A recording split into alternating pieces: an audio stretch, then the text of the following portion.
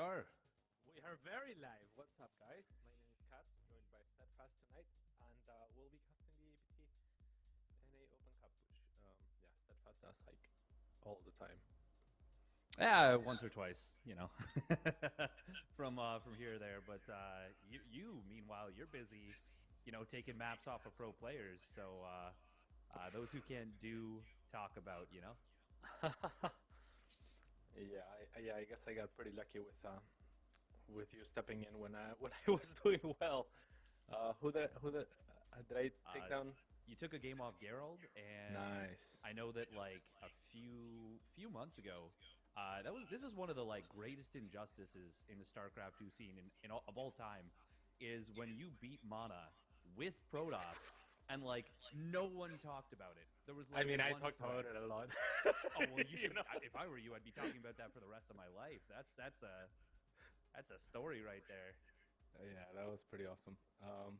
But yeah, it's been pretty fun lately. So yeah, I've been competing in some of these, and it's always nice to bump into a good player and give him a fight. Yeah. So have you taken a look at the bracket at all tonight? Because I'm looking at it right now, and we got some pretty decent names. I have not. Let's see. What are you thinking right now to start? Well, first name that pops out at me is, well, this is bracket's not yet ready, but first name that pops out at me in terms of like the seeded players, we got Gumiho. He's been looking very good. He's I believe won a couple of the Korean ones, or at least gotten to the finals. He got to the finals last week, and I think he won. Did he win this week? Either way, it was. He's had himself some good showings Against Cest, really right? good. And he took like Bian and stuff on the way.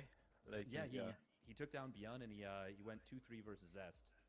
Yeah, that's insane. Actually, I did not expect for Gumiho to be the type of player that would come back as strong as he has from the military service. But he's doing insane. Yeah.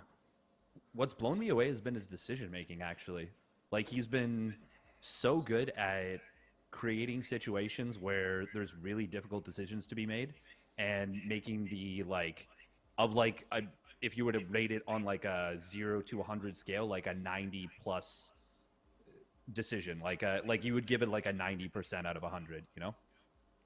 Yeah, he's always been a very smart player for sure. And mechanically, he was pretty strong, but I never saw him as one of the stronger players on that realm. But that's why it's so surprising that he has actually just picked the game back up in a completely new meta, completely new setting for him, and he's doing as well as he is. It's actually nuts. I do not understand how that's happening. It almost feels like he's stronger than before he left. It kind of does.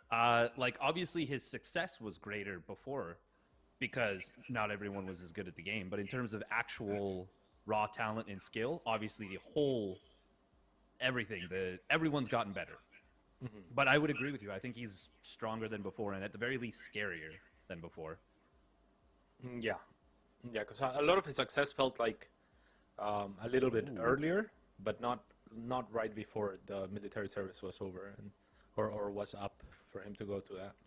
Well, I got something exciting to report right out of the gate. Exo Striker and Mixu play in the first round, and then the winner of that faces Gumiho.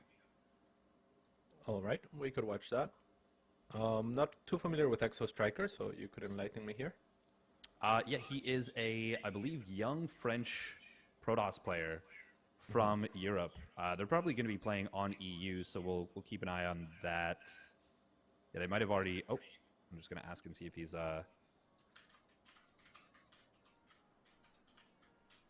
They are a young French player, and he's like super young, like 14 or 15 years old, and consistently competes in like the Alpha X Junior Championships, but pretty commonly makes it to like the round of 32, round of 16 of the European Cups, and is just a solid up and coming player. Obviously, it's going to be a while until you see him ready to fight at the top level, but he's pretty good.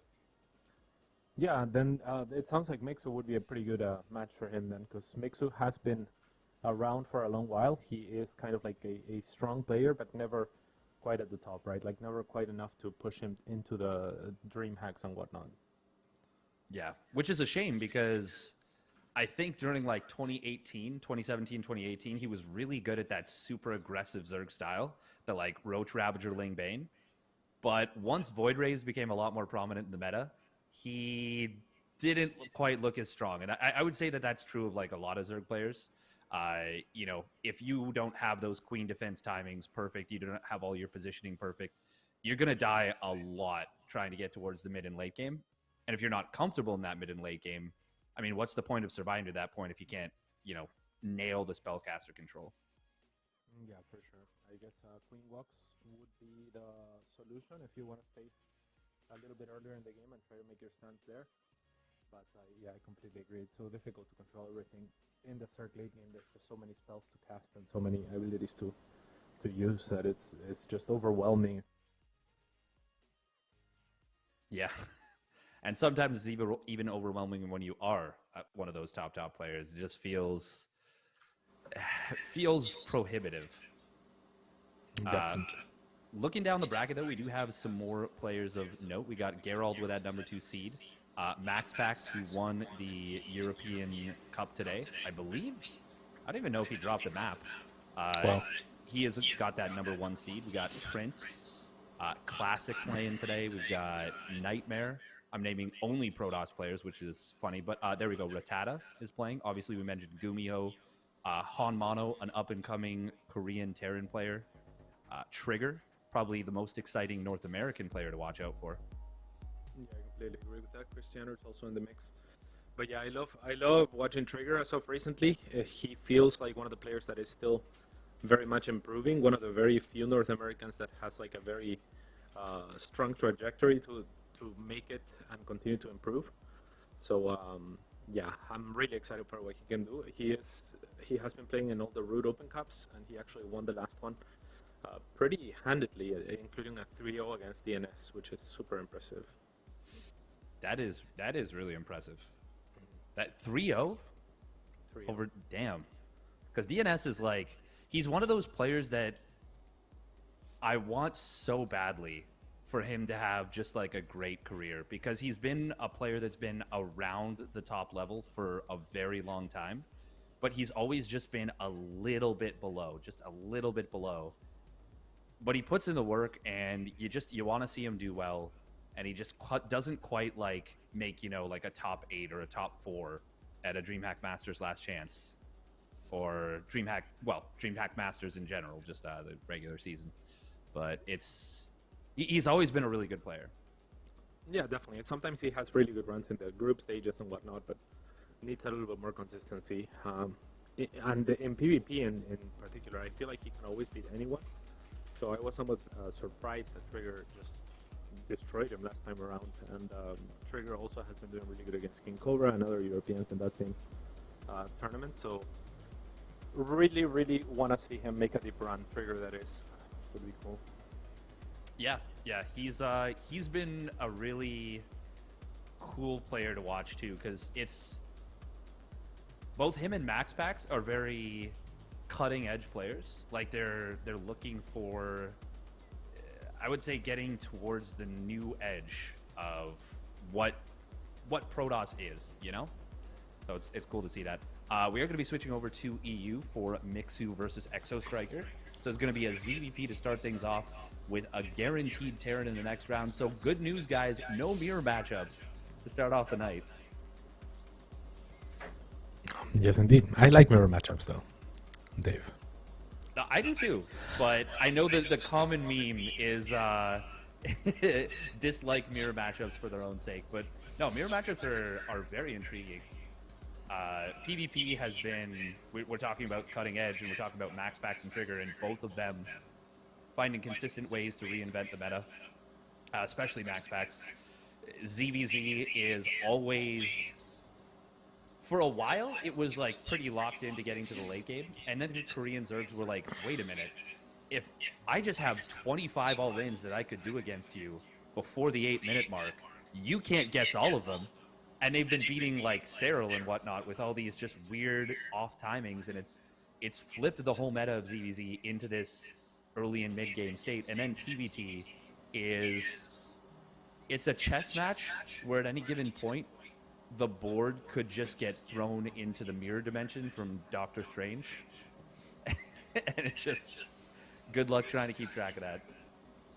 Yeah, I love all mirror matchups, and yeah, CVC might be the most volatile one, but it's also like the one where you get the most, I think, mind games and whatnot, where you can really play like a serious and do well. Like I know DRG, for example, when he beat Serral recently, just to stay on that line of thinking, I found he played a brilliant series. I was casting that one with Ambo, and we were talking about like some of the things that DRG could have done or could do just playing off of the first series, because he played twice, right? And DRG had a lot of the same thinking in how he approached the second series, just taking the first one into account and saying like, I just did this thing where I all-in, so next thing I'm gonna do is do something that looks very similar, but instead just take it to the very greedy path, which is wonderful because Serral is also not the type of person to look for hard punishes. Usually, he'll drag the game to the late game and whatnot. So, yeah, I completely agree with you. Like CVC can be very like kind of volatile, but at the same time, I think it's a very cerebral matchup, and yeah, like I enjoyed it a lot. Now, what can you tell me about Homomo? I actually have never seen him play, but I see him in all of these Open Cups, so I imagine you've casted him more than a few times now. Yeah, I've actually casted him quite a few times on, what is it, the OSC King of the Hills. He's played quite a few of those, and I've gotten him in a couple other tournaments. I haven't gotten him in many of these events, funnily enough, like because I've casted him a bunch of other times and I've enjoyed him to play. He's a Korean Terran, a young Korean Terran, who is kind of focused on. So you know how Percival has like a lot of like funky Widow Mine drops, and kind of has his own style of play, where it feels a little gimmicky, but it's executed in a way that you're like, okay, this is pretty good. And it's kind of starts off gimmicky, but he's like angling towards more standard play. So he does like a lot of 2-base pushes in TVZ, a lot of those like permacloaked Widow Mine drops.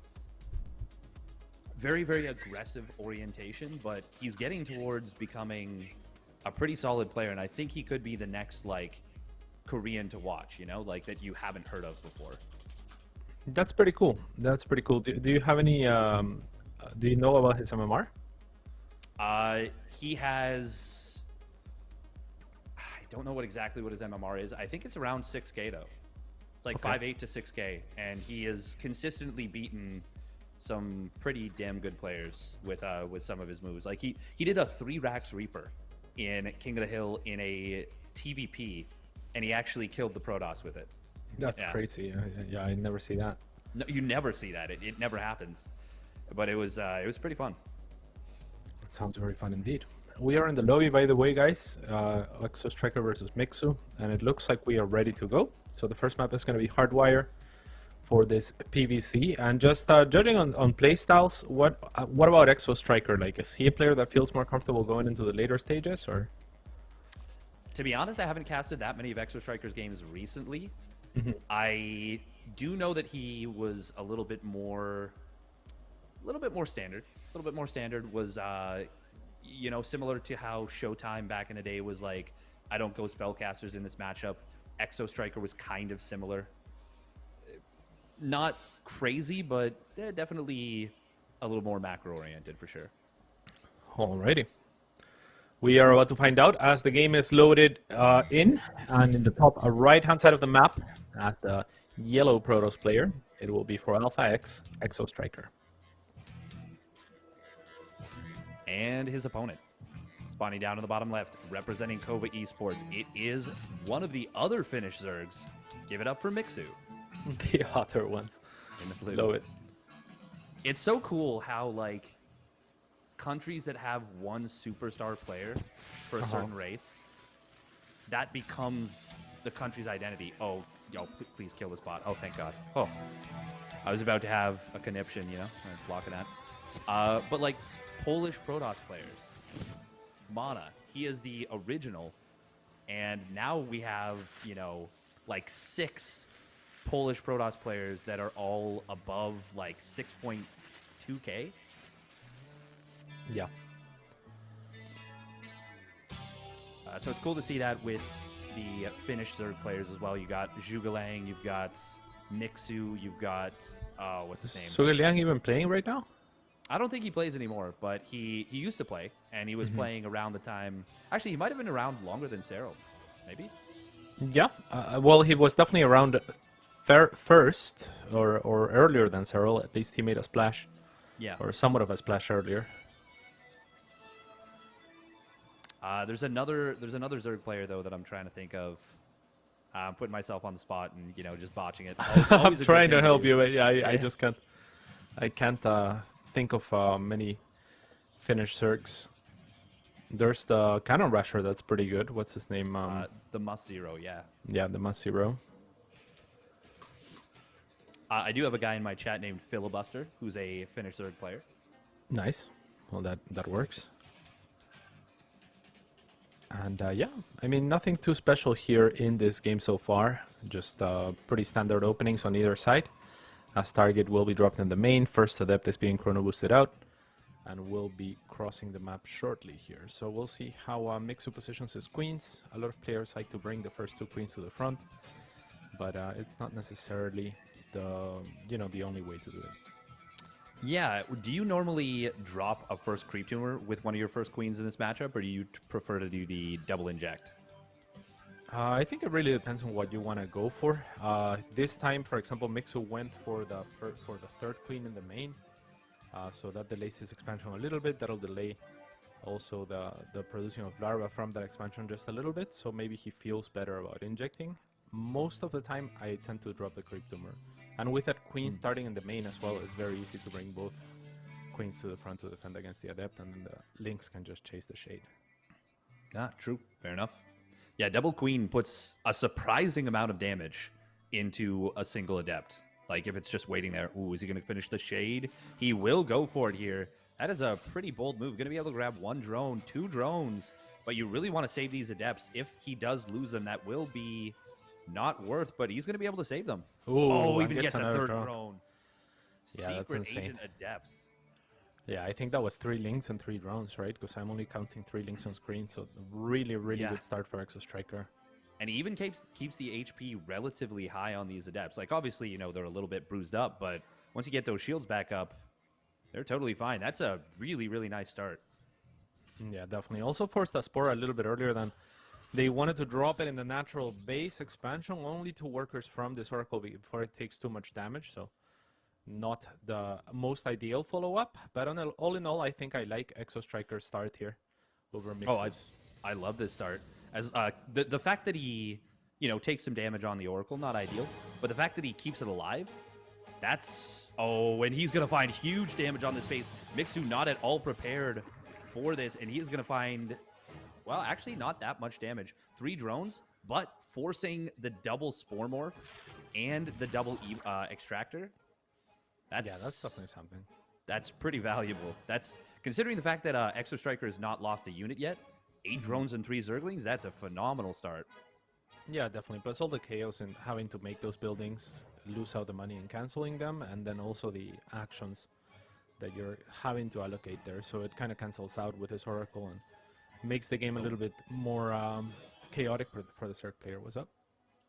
Even dropped a little Stasis Ward. It did get mostly dodged, but even a little bit of lost mining time is, annoying, and it's mental pressure. Yeah, this Oracle, though, the Oracles were not grouped up this time around. One Oracle flying a little bit too far in front of the other one and actually overcommits onto the middle line. So a little bit sloppy on the control there.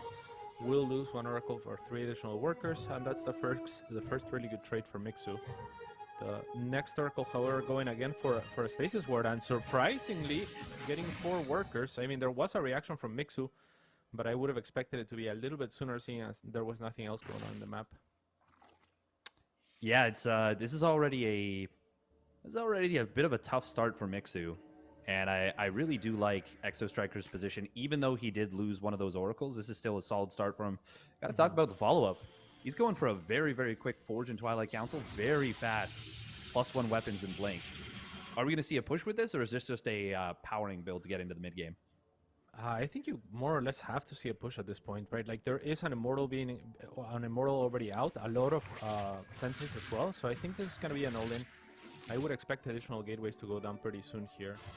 Because yeah, I don't know. I don't Yeah, know. Like that's it feels like it has to be an all-in, right? Like there's a lot of sentries on Immortal already. yeah. With if it was 2 or 3 sentries, I'd say probably you can go macro. But with this many sentries, this it kind of screams all in. But at the But same time, he's he's on 6 gases. He's setting up to take a 4th base, and yeah. he's okay. He's going double Robo Colossus. Or Okay. well, could be Colossus, could be Disruptors. What would you rather see here, given the sentry count? That is a very good. That is a very because I love disruptors, but given the sentry count, I would prefer Colossus. Hmm. Just a little bit better, I think, at zoning for those Colossus and making sure that they can stay alive. So, yeah, this is actually pretty crazy. This is a very unique approach to a PVC where you're kind of staying on basic units, a little bit parting-esque almost, where he will stay on very many basic units and look for force fields to really give him good engagements and trade with Blink later on, rather than committing to any sort of all-in. So you were talking about this at the start, right? Like you were saying that this is kind of like the style that he likes to play, that Showtime used to favor to some degree. Yeah, and it's I gotta be honest with you, it is so much more fun to watch. So much more fun to watch, so much more fun to play on both sides. Just this highly aggressive, ground and pound style, so to speak. Yeah, it's very death bally at the same time. So Yeah. the Zerg really needs to look for angles or like creative solutions to this type of push. Because this map is choky as well, so it's going to be very difficult if the Zerg is just going roaches and is found without Vipers, and to that point he's already getting a height. But if he's found without Vipers when the push comes, it's going to be very, very difficult to take an engagement just head on. He's going to have to come from multiple angles or look for counterattack potential. Yeah, and this is a really interesting little maneuver. I thought it was going to be like 4 Colossus and just go, or maybe 3 Colossus and a War Prism, but it's actually 2 Colossus into 2 more Disruptors. This is... It's still going to be very scary, but I feel like 3 Colossus is the magic number to really have that like powerful, just AoE mass that you're looking for. Mm-hmm. Yeah, I would have liked more Colossus as well to start, but Disruptors are so strong. I don't know. It's so difficult to make an argument against them. Yeah, you're not you're not making a wrong decision either way, really. Yeah, completely agreed. The Colossus, though, there is the investment into thermal lands, so they are the more consistent unit. That's a lot of sports to commit for the War Prism, but I kind of like it. Yeah, it's kind of cool. It's something Raynor has been going for. Oh my god, the force fields are amazing, but they're not going to be enough to get on top of all of this. And Mixu, he is going to absolutely blow this army to smithereens on its first go. All the sentries and force fields have been used up. That was a really nice engagement. Now we're going to be seeing some counterattacks coming on in from Mixu. No static defenses at the 3rd base. Huge damage coming on in, and then the Baneling drop will go to town. And Mixu, yeah, wise decision. Just sacrifice the base. You're doing huge damage on the other side. Yeah, exactly. 26 workers have gone down, 88 to 53, and that means if Mixu can just hold, he already has 4 bases, so he's not going to be at a loss in terms of economy even after losing that 5th base. And yeah, that surround was amazing. We were talking about it. You have to come at multiple angles. Very good disruptor shot there to stop the Banelings. Banelings wisely ignore warping in Stalkers as they take reduced damage. And Mixu, right now, I'm not sure that he needs to be on the aggressive. Oh, that was a really nice disruptor shot right there from Exo Striker. Oh. Exo Striker going to lose those 2 disruptors. That's a big problem. Now, Mixu could get caught here. He's got to disengage this disruptor. Oh, just barely getting out of range of a huge shot there. Yeah, only one Ravager will go down for his troubles, but now in the chase with a lot of Blink Stalkers, I mean, he's still punishing a move out that seems to me was completely unnecessary on the side of Mixu, because you just did so much economic damage that you should be expecting your opponent to attack. If you're attacking, then you're attacking against his defense, potential batteries, maybe cannons, and more importantly, just reinforcements from that Robo. Big run by, and you love to see that. I mean, this is the kind of move that I think Mixu needs to be looking for, and now looking for a huge engage, going and will collapse onto the army with a lot of Banelings there. So that is a really good start. Finding also a couple of the weakened Stalkers, not quite finishing off the Disruptor. But yeah, if Mixu can stabilize here, I think he has done enough damage to secure himself a hefty lead. Oh, he is so far ahead in this game. If he doesn't die basically right now, he has got this game pretty much in the bag.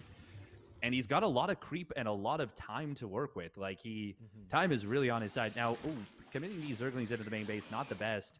If he could have recognized that there's no static defenses still on that third base, or I guess fourth base, could have gotten even more probes. But as it is, we might see Exostriker backing away. He's going to try and reprobe back up. Ugh. I don't know if he can really do this.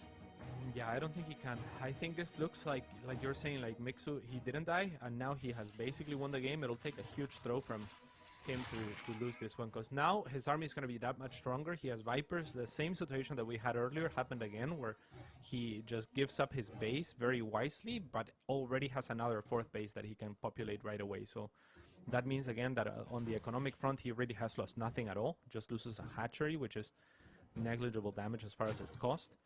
And now he can reset with his strongest army yet against a weakened Exo Striker in terms of army composition.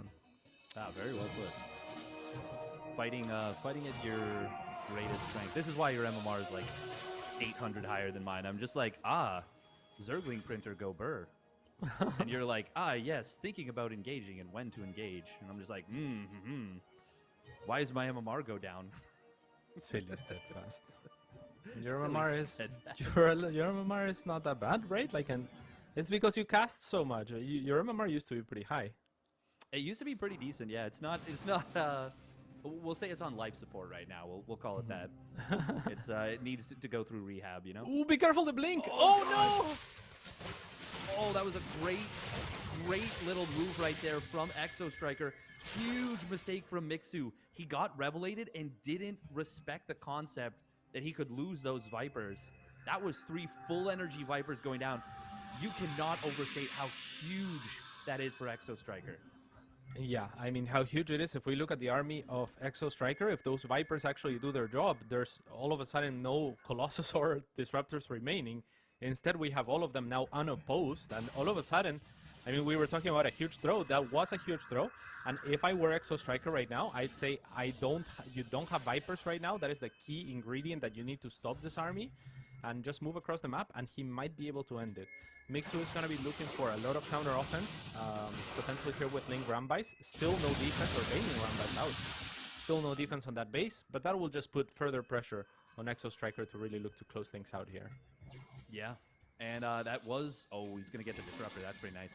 That was +2 melee Bane, so they killed off so many probes right there. We've already got 88 probes killed in this game, and Mixu could potentially go for more.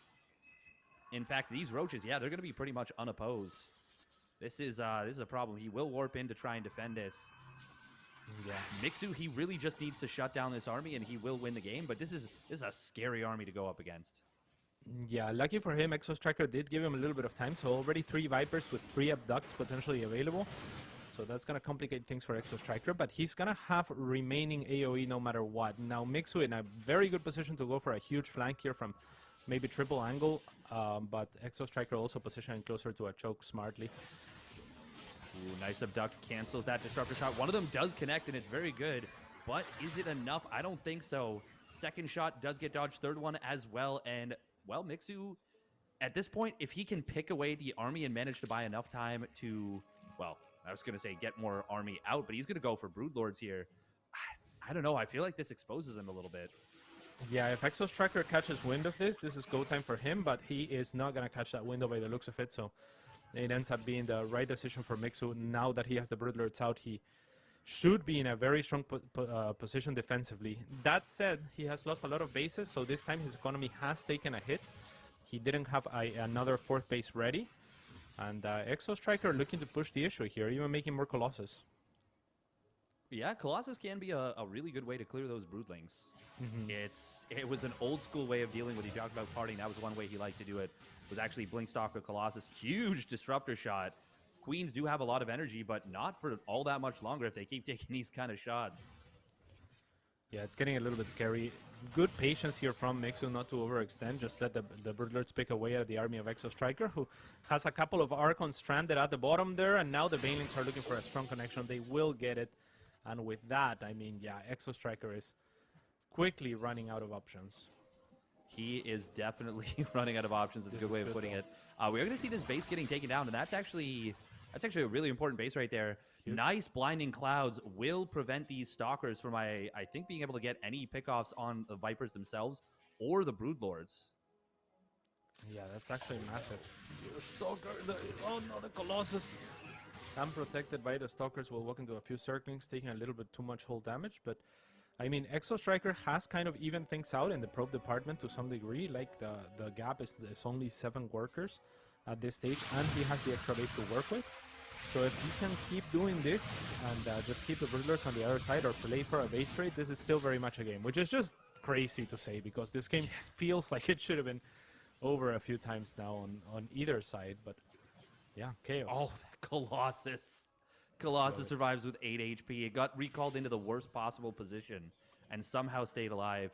I got to agree with you, though. It really feels like this game should have been over.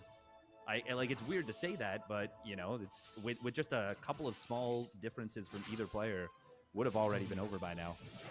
Yeah, most definitely. I do love the approach from Exo Striker, though, to try and deny this base, identifying that that's his one advantage right now is oddly enough economy, even though he has been working with less workers. His income should have been higher for the last little bit because he's been mining 4 bases to 3. So very bold forward. That was not the move. It is just, yeah, it is not the move, but it's kind of like the same thing that Mixu did. It's like we're talking about economy, right? And Exo Striker is denying that 4th base. He knows for how long he's denied that 4th base. He is taking his 5th base, so he really has no business engaging right now. You know, like it's like they're not really taking into account like the position that and the advantages that they've gotten for themselves a lot of the time, and that's kind of letting the other player back into the game. But now Exo Striker with a good 2-pronged attack, as he continues to harass the more important base, will actually kill another base here. Yeah, I actually really like that he's recognized the Broodlords are, well, they're going to be super immobile. Now, he should not be pushing it here. Don't do this. Do not. Oh my god, that is the last thing you can do right here. He's killed 14 drones during all of this. And despite the fact that, you know, Exo Striker took a lot of probe losses himself, he's on 5 Nexus. 5 Nexus build probes real quick. Yes, indeed. There is no way in this army, however, to stop the Viper abducts. I would love to see even some high tempers just for feedbacks. But yeah, this game is complete chaos. I mean, if we look at the map, we think that Exo Striker is ahead. If we look at the army compositions, I like Mixus a little bit better. But like you were saying, the Broodlords are very immobile. So Mixus having to be very, very careful with his engagements. I would love to see Exo Striker just kind of avoid the fight with the Broodlords and maybe look for some sort of a base trade, start dropping some Stargates or something back at home. But that is a lot, yeah. That is so many Broodlords right here. He's got 14 Broods just at this front. And fortunately for Exo Striker, he is going to be able to kind of cut his way out with those Colossus laser beams. And he's got DTs. Did they just kill another base? Oh, God, he's going to blink in. Wow, that's just not it. Yeah, like, yeah, no, he will don't do go that. Mostly unpunished, but okay, there we go. Oh, A couple of units. I love the abducts on the Stalkers. You're just, as the Zerg player, you're just spam clicking, trying to get any unit. You want that Colossus so bad, and you accidentally click one of the Stalkers there. Yeah, this game is like, it's weirdly even. It is weirdly even. Yeah, I mean, these units had a good position where they identified where all the Broodlords went. I think at that point, they should have just gone to the right and made sure that they are clearing the bases, right? Like, they are clearing the bases where the Broodlords cannot get because you can kind of kite them backwards. Now Mixu is pushing on forward with a huge force. Exo Striker has no business engaging this, so he really needs to go around the army as he is doing and look for the base trade that we were talking about earlier. Yeah, he's kind of getting his move checked a little bit, though. It seems like he showed his intention a little bit too early, and Mixu, he was able to figure that out. These are +2 melee Zerglings with adrenal glands, but that shield battery is going to be able to keep the one Zealot alive.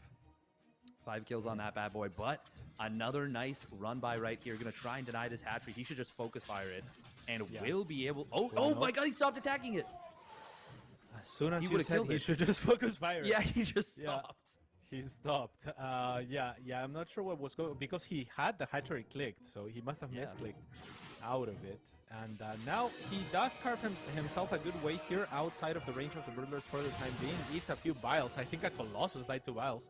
Yeah, it did. Which is just crazy. Not supposed to happen at all. Now, he is going to find a lot of ground units and will probably be able to kill this base before getting out of here. Nice. as well. Huge Zealot and DT run by. Just click the hatch. Just please. Just click the hatch Exo Striker.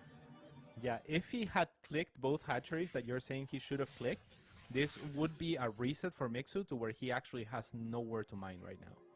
Yeah, So if he had just clicked those spaces, this game would be kind of over again. I think so too. Yeah, no, it feels like it would be. Yeah. As it is, like these Broodlords. Oh,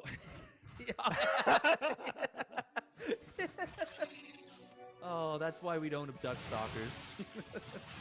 Yeah. All right. I mean, Exo Striker has played a pretty good game, all things considered. In the last little bit, he is outmaneuvering the Broodlords for the most part. Now Mixus had enough of it, but I wish he had like an Infestor or something to hold some units in place. Yeah. I was thinking exactly that as the base trade was kind of trying to get started by Exo Striker on the left side. It's like if there was an Infestor here, he could lock down a lot of Stalkers and really keep those held in place. Yeah, yeah. Oh my God. They can always try to dodge with Blink, but you know it's not easy. And if you have two Infestors, it's that much harder. The Broodlord's finally finding a decent position. Actually, there's Infestors here too. Oh. Huge Fungals, and they will actually fungal a lot of the army here. Good Blinding Cloud as well, but most of the Vipers have fallen. The Broodlords are a little bit slow to turn their attention to the main army, so mostly the army goes unpunished, but the base will die from Exo Striker, which resets them. Resets both players to nearly no economy right now. Yeah, absolutely none. This is an incredible game. And sometimes they say imperfect StarCraft is the best StarCraft, and I would say this is the game you show them to illustrate that. Oh, big fungal growth. He is going to catch a lot of these units, including the Archons, which is actually a really big value pick. Yeah, especially in dealing with those Broodlings. They are going to be super, super helpful. Both Colossus also going down here, so the Broodlords do a decent job of pushing things back. And this game's still very much up in the air as far as who's going to take it. 31 workers on one side to 26. Mining inefficiently on both sides. Yeah, I feel like this is still a better situation for Exo Striker, but Mixu gets one good engagement, locks down all the units, kind of like this. No! Oh, but the Disruptors... Oh! Just broke my brain right there. Gets 3 out of the 4 remaining Infestors. There is a fungal growth. A couple of fungal growths available. Could have been a feedback on that Infestor. It's about to have 2... Oh, that was a weird blink. Yeah, he's going for it. Good fungal, and that is luckily for Mixu, the only Infestor that had energy remaining, but that army is too massive from Exo Striker, and he will take game number 1. That was pretty crazy, Dave. That was a wild game number 1 for sure. Absolutely wild. Very fun. Very fun game number 1. That was a... we don't see games like that as the first game of an ESL Open Cup. Like, you don't see games that are that epic to start things off. That was fun. Yeah. Round 1 is usually a huge mismatch, but it feels like both players are really well matched for each other here. And as much as there are, some mistakes and inefficiencies and just like little things that go wrong for either one of them, they're very good players, and they also have very good solutions to a lot of the problems posed at them. So, yeah, a very enjoyable game 1. Yeah, that was fun, and a good preview for the next one, I'm quite sure. Look at time supply capped, by the way. These guys are really good at not getting supply capped. Yeah, that's pretty impressive. That's nuts, yeah. Especially considering like how many times they got set below max again. Like they were constantly losing their army and having to rebuild. Yeah, most definitely. So yeah, I wonder what game number 2 is going to be. But yeah, I hope it looks like game number 1, because that was insane. The lobby is up now. It's gonna be Berlingrad for game number 2. Oh, exciting. Yeah. I really like Berlingrad. What's your favorite map in the current pool, by the way? Difficult to say. Berlingrad might be one of my favorites, actually. I really like it. Because it's kind of like it has like a lot of standard features, but it also has those little minerals that make the shorter path to your base. It's also like relatively short rush distance, and it can be shortened further by those minerals. So I feel like it's a map that offers a lot of variety. Like if you're gonna go 12 pool, for example, with Zerg, this is one of the better, if not the best map to do it right now. Yeah, I think I, I think we don't see 12 pool all that often for good reason anymore. But if you're gonna see it, this is probably the only map you can do it. Maybe Curious Minds, but I wouldn't want to with that high ground ramp at the natural. Yeah, for sure. All right, we are loaded in now, so you guys will see the game in your screens just shortly. And in the bottom right-hand side, I don't know what that decal is, but I like it. It's like some sort of leaf fade. It's Exo Striker. Oh yeah, I think Or is that's it a heart?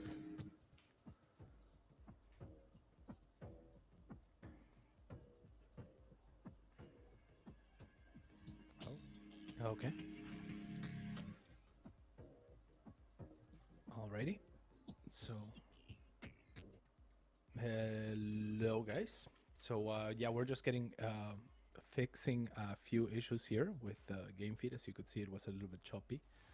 So we're gonna figure out what's going on with that, as Dave is trying to work things out with our producers. So I can radio cast a little bit of this game, and nothing is much happening for the time being. This is my room, of course, as you can see.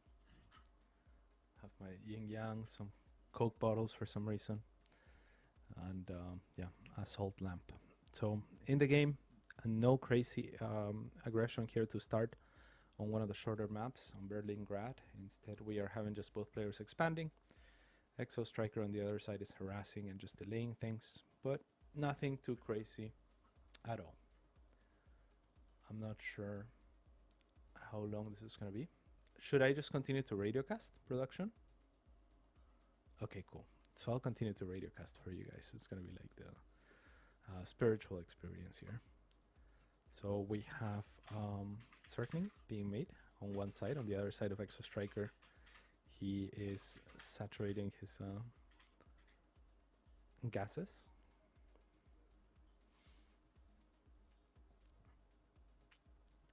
And yeah, we're having a little bit of trouble with game feeds, and that's why we were experiencing some pixelation. But there's a probe running away from 4 circlings right now, and there is an adept crossing the map as well, shading across.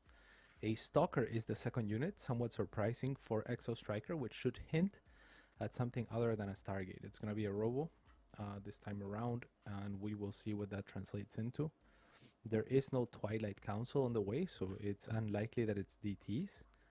Instead, we could, yeah, I don't know, we're going to see actually maybe something like Disruptor drops at this point, but the Stalker will do a great job of negating information here, and that is information in itself, of course. Usually, if you're the Circ player and you see a Stalker, that is a higher degree of commitment on gas. You're not getting the second Adept, which can one-shot workers, so it hints strongly at the Protoss doing something other than a Stargate, right? If you have a Stargate, then you're gonna be okay just waiting. And we're coming back into the game.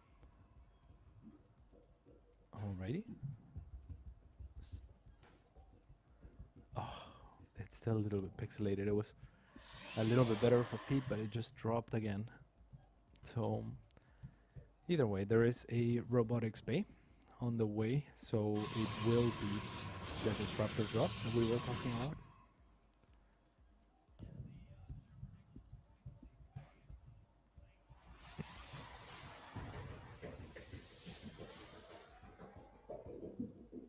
Okay. So we are working on the technical issues here, and I think we're coming back to, oh, okay. Can they hear us?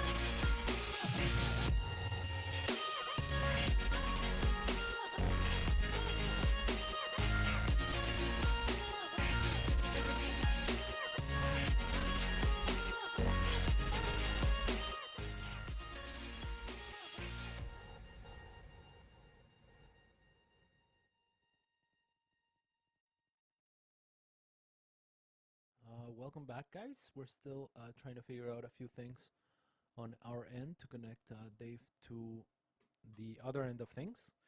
We'll be jumping into Gumiho versus Exo Striker, so this first game will be a little bit of a radio cast yet again. And yeah, it should be a pretty interesting one. Gumiho, like we were talking about, has come back very strong from his military service. So there's exciting things to come from him. And Exo Striker, we just witnessed beat Mixu, at least in the first game we witnessed it. In the second one, you'll just have to take my word for it. It was a 2-0. And so yeah, we're loaded in. And you will be watching my camera in my room again as the game unfolds. So Gumiho is making a supply depot, just chilling. And actually a proxy barracks.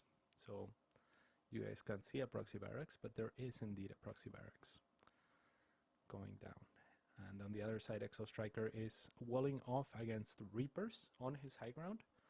So if this is a Reaper opening from Gumiho, it'll be really nice. The proxy barracks is positioned very intelligently on one side of the fog on the map Hardwire towards Exo Striker's base, right outside of the path of vision. The cool thing about this is it would actually be in vision of the scouting path if it wasn't for the fact that there is fog covering over that area. So yeah, Exo Striker is going to miss it. He will go inside, scout that there is 2 gases inside the base of Gumiho, scouts outside to try and find the barracks and its location.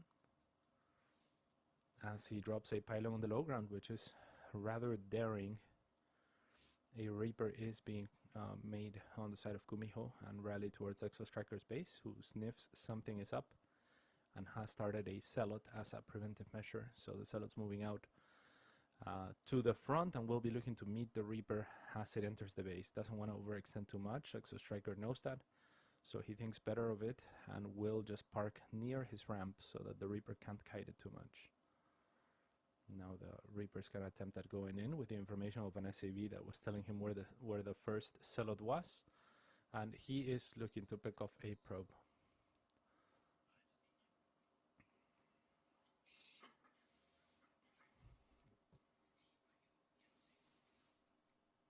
Alright, first adept is out. The Reaper did kill a single probe on the other side of things, as Gumiho has dropped a factory on his side.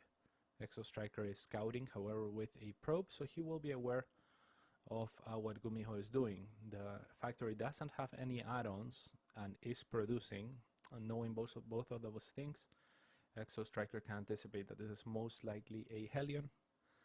Could also be a Widow Mine, but it's not. On the other side, there's a bunker at the natural base of Exo Striker, and Gumiho is producing up to 4 Reapers. 3 Reapers. So should be pretty interesting. The barracks is now lifted up and it will be floating.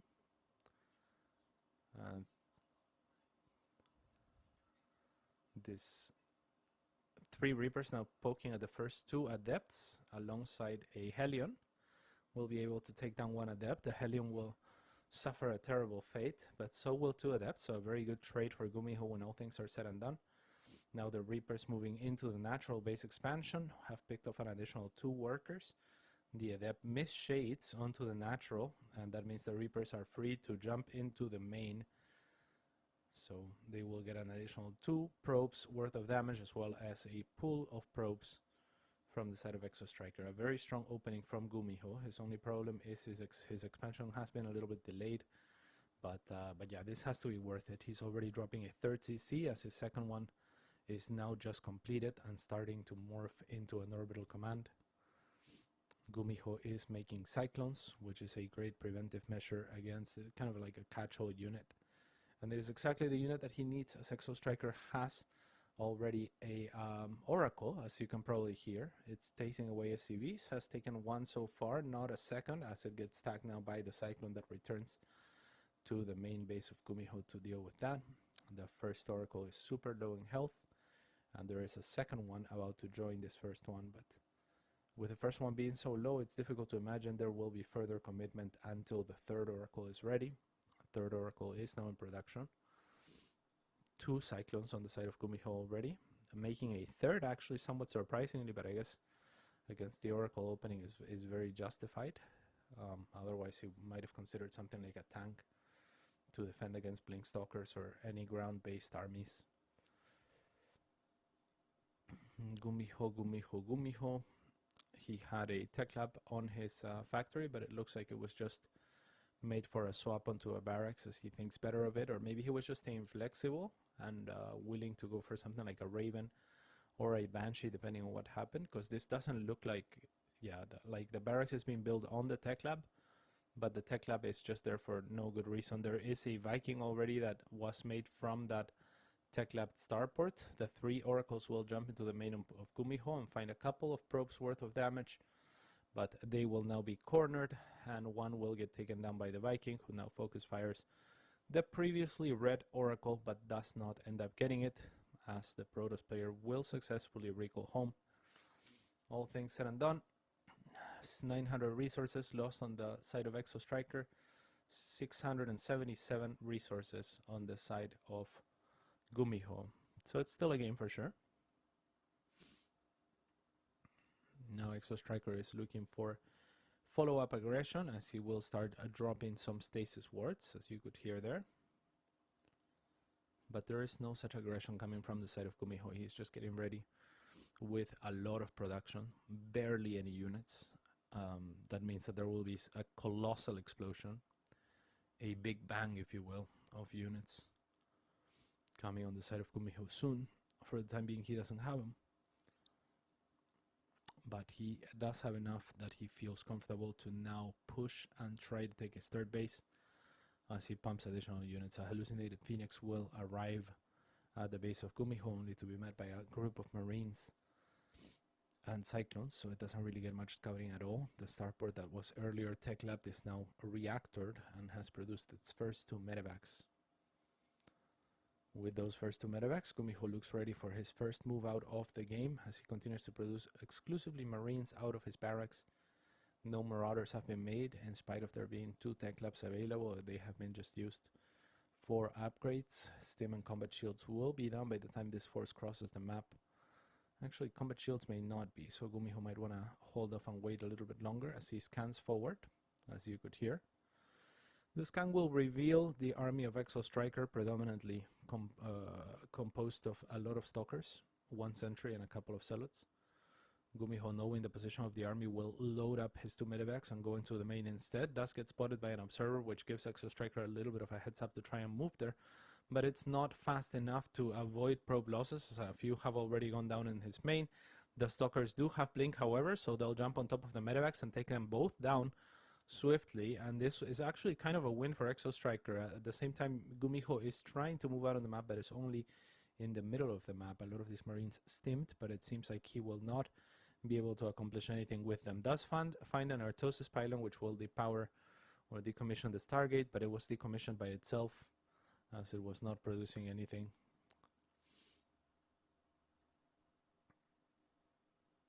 We are indeed just chilling here and watching some Starcraft. So Gumiho has a sizable army, 109 supply on the side of the Terran, 109 supply on the side of the Protoss. As an engagement is happening in the middle of the map, the Marines are gonna jump onto a group of Stalkers, but that is not the animal that they want to be jumping, as the Stalkers will pounce right back at them and clear most of that force. Gumiho scans to pick off an observer on the retreat, loads up his 1 remaining medevac, which barely escapes with any HP after another blink. And yeah, Exo Striker is now on the aggressive. He will find the first 3 Marauders of Gumiho at his door, but without medevacs, he feels confident enough to blink on forward, and it's Gumiho now pulling SCVs, having also made a couple of Widow Mines, it seems like almost in desperation, as they're not going to be particularly effective against Blink Stalkers. He just wants something to hold on to right now. It's not going to work out, as a lot of these Widow Mines have exploded onto barely anything, but the Stalkers are not being microed right now. Blink micro starts, but a little bit too late, so the Marauders do a great deal of work onto those Stalkers with the help of the SCVs to tank. This will push back Exo Striker, and the aftermath is even supply again. Blinking noises.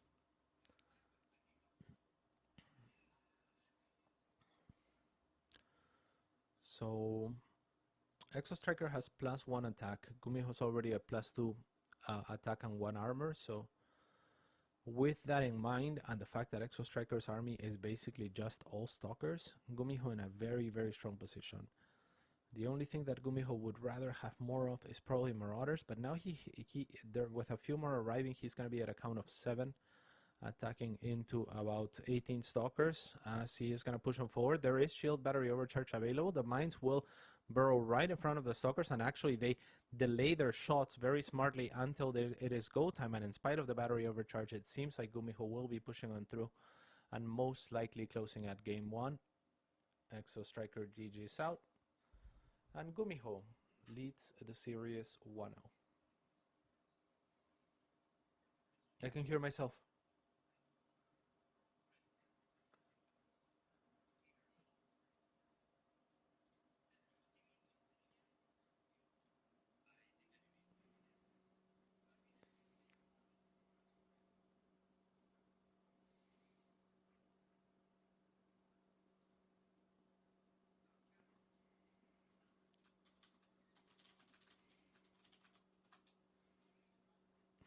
We're back on.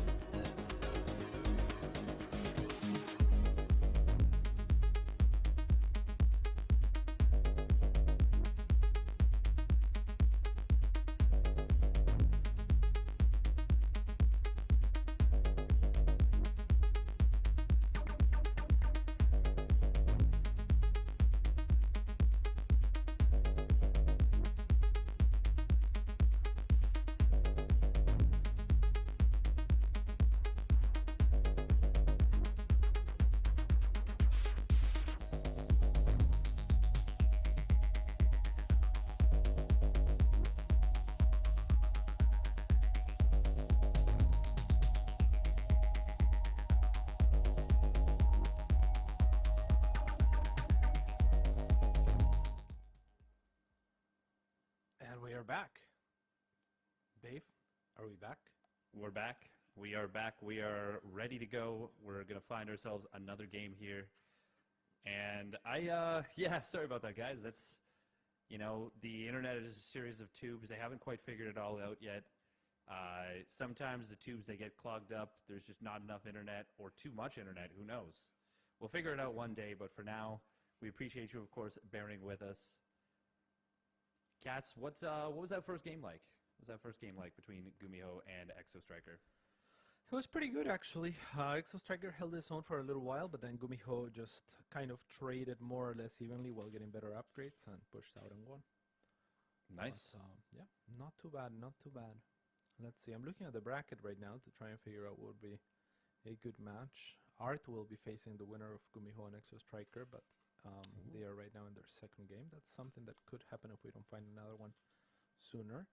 Damrod, Polish player by the looks of it, beat Honmono and will be facing Trigger next. Do you know Damrod? I am unfamiliar with Damrud, but obviously we know Trigger. I think that one just started, though. Yeah, I do just believe. did. And yeah, Damrod actually is 8-12, Masters 3 on an A. So I'm not sure how he beat Honmono, but he did. That is cool, but very surprising, yeah. Yeah. Then we have, very surprising. are you familiar with a Korean player Into the Farmy? I have heard of Into the Farmy, but I don't know much about them, no. Not too familiar myself. Okay, well, they'll be playing against Nightmare. I'm not sure if that one has started, as I don't see Nightmare here. If they were Korean, they would probably pop on over to the European Korean server. That'd be a power move to play on the European server with just an infinite amount of ping. Ooh, we have Classic versus Vindicta. That could be a really good match. Oh, yeah, let's go for that one. If we could just find them. I don't see either of them in the channel right now. Let's see. But they would be playing on an A, right? Yes. Yeah. There's no way Vindicta would be like, yeah, I'm fine going to another server. I couldn't imagine that. Yeah, so hopefully they haven't started yet. That could be a good one to watch. And also Prince versus Geralt. Geralt could also be really good.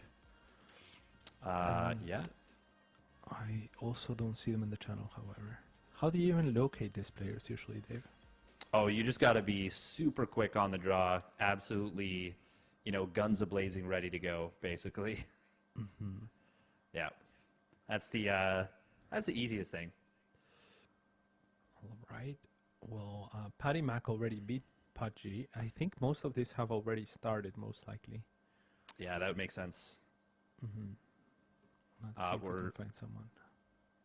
Yeah, I'm sure there's something. Failing that, I think we can just wait for a little bit for Gumiho versus, either Gumiho versus Exo Striker Game 3 or winner of that versus Art. Either or would be a very, very good match. Yeah, and Gumiho's already available, actually. So you message him so that I don't, because I just left this game without saying anything. True. Yeah, because I don't see Art in the channel. Oh, there's Art. I could ask Art.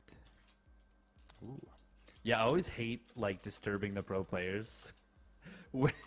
When just in general, I'm just not a fan because they're obviously focused on playing, and you want to be respectful to them as much as possible. Mm-hmm.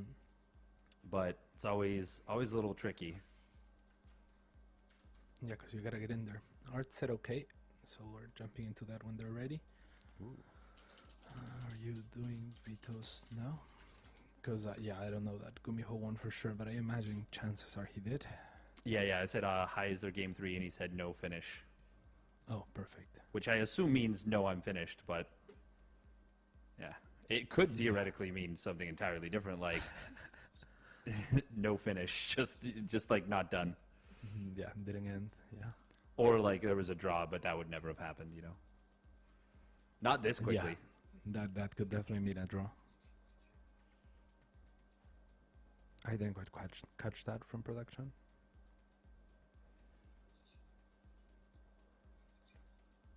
Chad wants to know what we predict. On Gumiho versus Art, I would imagine Gumiho wins 2-0, but Art is capable, definitely, of putting a fight against anyone. Oh yeah, yeah, I would agree with that 100%. Like Gumiho's been absolutely on fire recently, but you never know. Like you can't count a player of Art's caliber out. That is for Yeah. sure. Yeah, for sure. So Art is one of the very many Protoss players that you have been talking about. And who are the other ones? Let's see, Mana, Art, Christianer, Gerald, Pappy. Pappy. and There's I. one more. There's like 6 of them. Mhm. I always forget one, and I always feel really bad about it because it's like, well, they're still really good too. Jomek, Ziomek. Oh, right. I always thought it was know. Ziomek, but a couple Polish people came into my chat and were like, no. Well, they weren't like that. You know, they were like, Yeah, I will call him Siomek probably if I see him. yeah, I mean, it makes sense. Yeah, I speak English, you know, it's difficult. Exactly. If I got mad at everyone who mispronounces my name, Dave, I would be mad at everyone. And you're not that kind of guy. You were just the chillest, most down-to-earth, relaxed dude. Everyone... Just, I feel like I couldn't even imagine you, like, just being that kind of person that just constantly picks fights. yeah, I don't pick fights. I do. I will engage though. Like in a Dota game, if someone's being toxic, I'll be toxic back. You know, I definitely have like a leash, and I definitely allow myself to be mean if I think someone's intent is just like murky. You know, I try not to throw the first stone, but if someone throws a stone at me, I'll grab it, I'll set it on fire, and I'll throw it back. You know. I like that. That's good. You don't start fights when you finish them. Yeah, I would say so. No, yeah, That's- I don't wanna.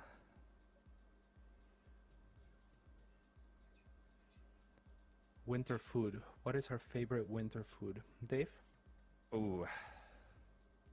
I mean, this doesn't really count as a food, but a nice warm cider is like in the dead of winter, you know, it's like -10, -15 Celsius outside. Yeah, that's something that like warms you to your bones. But I guess for a food, ooh, I don't know. I'll have to think about that. I'm gonna give myself a minute on that one and decide. All right. I like all kinds of chicken soups personally, and I like them with like I have this really hot sauce that I'm showing on screen right now. This is my favorite sauce. It's called The End Flatline. It's the third hottest sauce in the world. Oh wow. Yeah, it's 7 million Scoville units. Damn. So you put a drop of that in any soup, and that's my favorite winter food. Oh, apparently it was winter fruit, not food. Oh, winter fruit? What are winter fruits? Do fruits even grow in the winter? Yeah, is Because, that like, like is that berries? stuff we like import? Because if that in that case probably like clementines or something, because they're like pretty good in the wintertime. Like we get them. Yeah, I'm not sure. I thought fruits struggle to grow in the winter. Maybe like some berries can. Yeah, I don't know. Yeah, because fruit is all like usually kind of like fresh. It's hardly ever like warm. So I don't think of fruit and winter as going together. Whereas soup and winter makes sense to me. Yeah, All right, I'm with you on that one. And my favorite winter blue Terran player from Sidestorm Gaming, in the top right-hand side, it is Gumiho.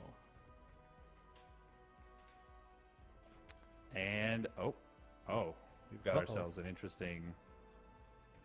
Oh, is it the Parsecs?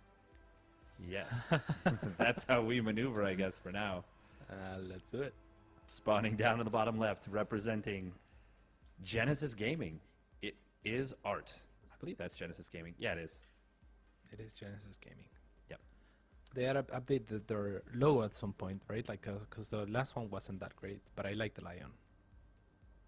I like the lion a lot too, but yeah, it makes me not think of them because that's not who I Like I'm just like, oh, is this like the Talon Lions or whatever, the that one team that Acer started that was like a fake team? They were like, yeah, we're totally not the same team. Yeah, there's a few lion. Yeah, I mean, yeah, it's esports, right? So a lot of mascots are animals, and lion's kind of just the go-to animal. So there's definitely a lot of lions out there. In CS:GO, I know there's like the Mad Lions, for example. But yeah, I mean, it's pretty good. I don't know what it has to do with Genesis either, but I feel like we're picking at the name. I am anyway too much, because like lions and Genesis, you know, like at least it would have to be a female lion if you're thinking Genesis, like birth of some kind, right? Yeah, that's true. It A would lioness. have to be, yeah. I do have a solution, by the way, for potentially Parsec. If we get somebody else to log into the account at the PC that's there, they can just follow my camera and I can still observe from my PC at home. Hypers. Oh, never mind. It just fixed it itself, kind of. It just fixed itself, kind of. Well, it's What better. didn't fix itself is the probes of art, as they weren't microed, and the Reaper gets 2 of them for free. This SCV, however, has not moved towards the bunker for too long, and that means it's gonna fall if it wants to fall. But no, actually, the Stalker does not commit further. It would have taken an additional couple of shots, some hull damage from the Reaper, but it would have killed an SCV. Kills it anyway. 4 probes have gone down, and the shield battery was very, very late. He did not realize what was... You need that shield battery, like, very early on. And the fact that he doesn't have it is a big problem. Like, it's going to be up now, but this Stalker has taken a fair bit of hull damage. We'll get the salvage on off, and he's going to save those Reapers. But 1 prevents a fair bit of transferring probes, but more than anything, I mean, he just killed them. Like, there just wasn't enough probes at all. Yeah, and it also forces that shield battery too. That would rather be at the main, if anything. And it's not a great position to defend the natural later on, right? Where you would want the shield battery a little bit further forward. So it's just kind of a wasted investment. Whereas Gumiho reclaims most of his investment anyway in salvaging the bunker. So really, really good start for the Korean Terran here. Oh, it's a phenomenal start. And he's going for a lot of barracks right here. This is 5 barracks? 4 barracks? How many barracks does he have right now? He's on 3.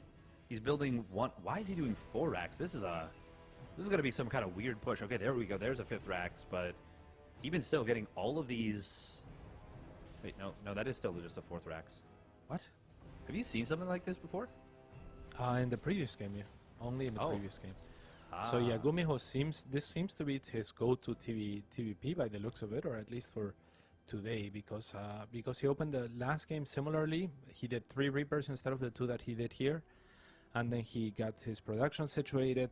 That last game he made a couple of 3 Cyclones total, but there was an Oracle opening on the side of Art. So this time kind of just not committing further for the Cyclones and instead going for the Barracks explosion a little bit earlier. There will be an Oracle, however, on the side of Art this time, so gotta be careful still. 1 Cyclone is enough. Yeah, it's pretty decent. It's still gonna deal with this totally fine. You want to be extra careful. So far, he's just scouting around with these units. Oh, we will have a little bit of a Reaper split, trying to keep these units alive. Yeah, well managed to do so for 1 Reaper, and now Gumiho getting the upgrade. Last time around he went for a 2-1 timing basically, but he also had a faster 3rd CC, which he hasn't started this time around, so we might see a little bit faster of a timing this time, as maybe with the first 2 medevacs again. Yeah, this is very uncommon. I gotta I can't really overstate how uncommon it is to be on 4 barracks at this point. It's usually 3 barracks. Like, it's having that extra set of reactor Marines is going to give him, 1, the ability to spend all his money, which is going to mean he's going to run out of it that much quicker. I don't know. This is really interesting. What are your thoughts on this? Yeah, I really like it. It seems like Gumiho has a very deep understanding of how his economy works as a Terran player. Most Terran players...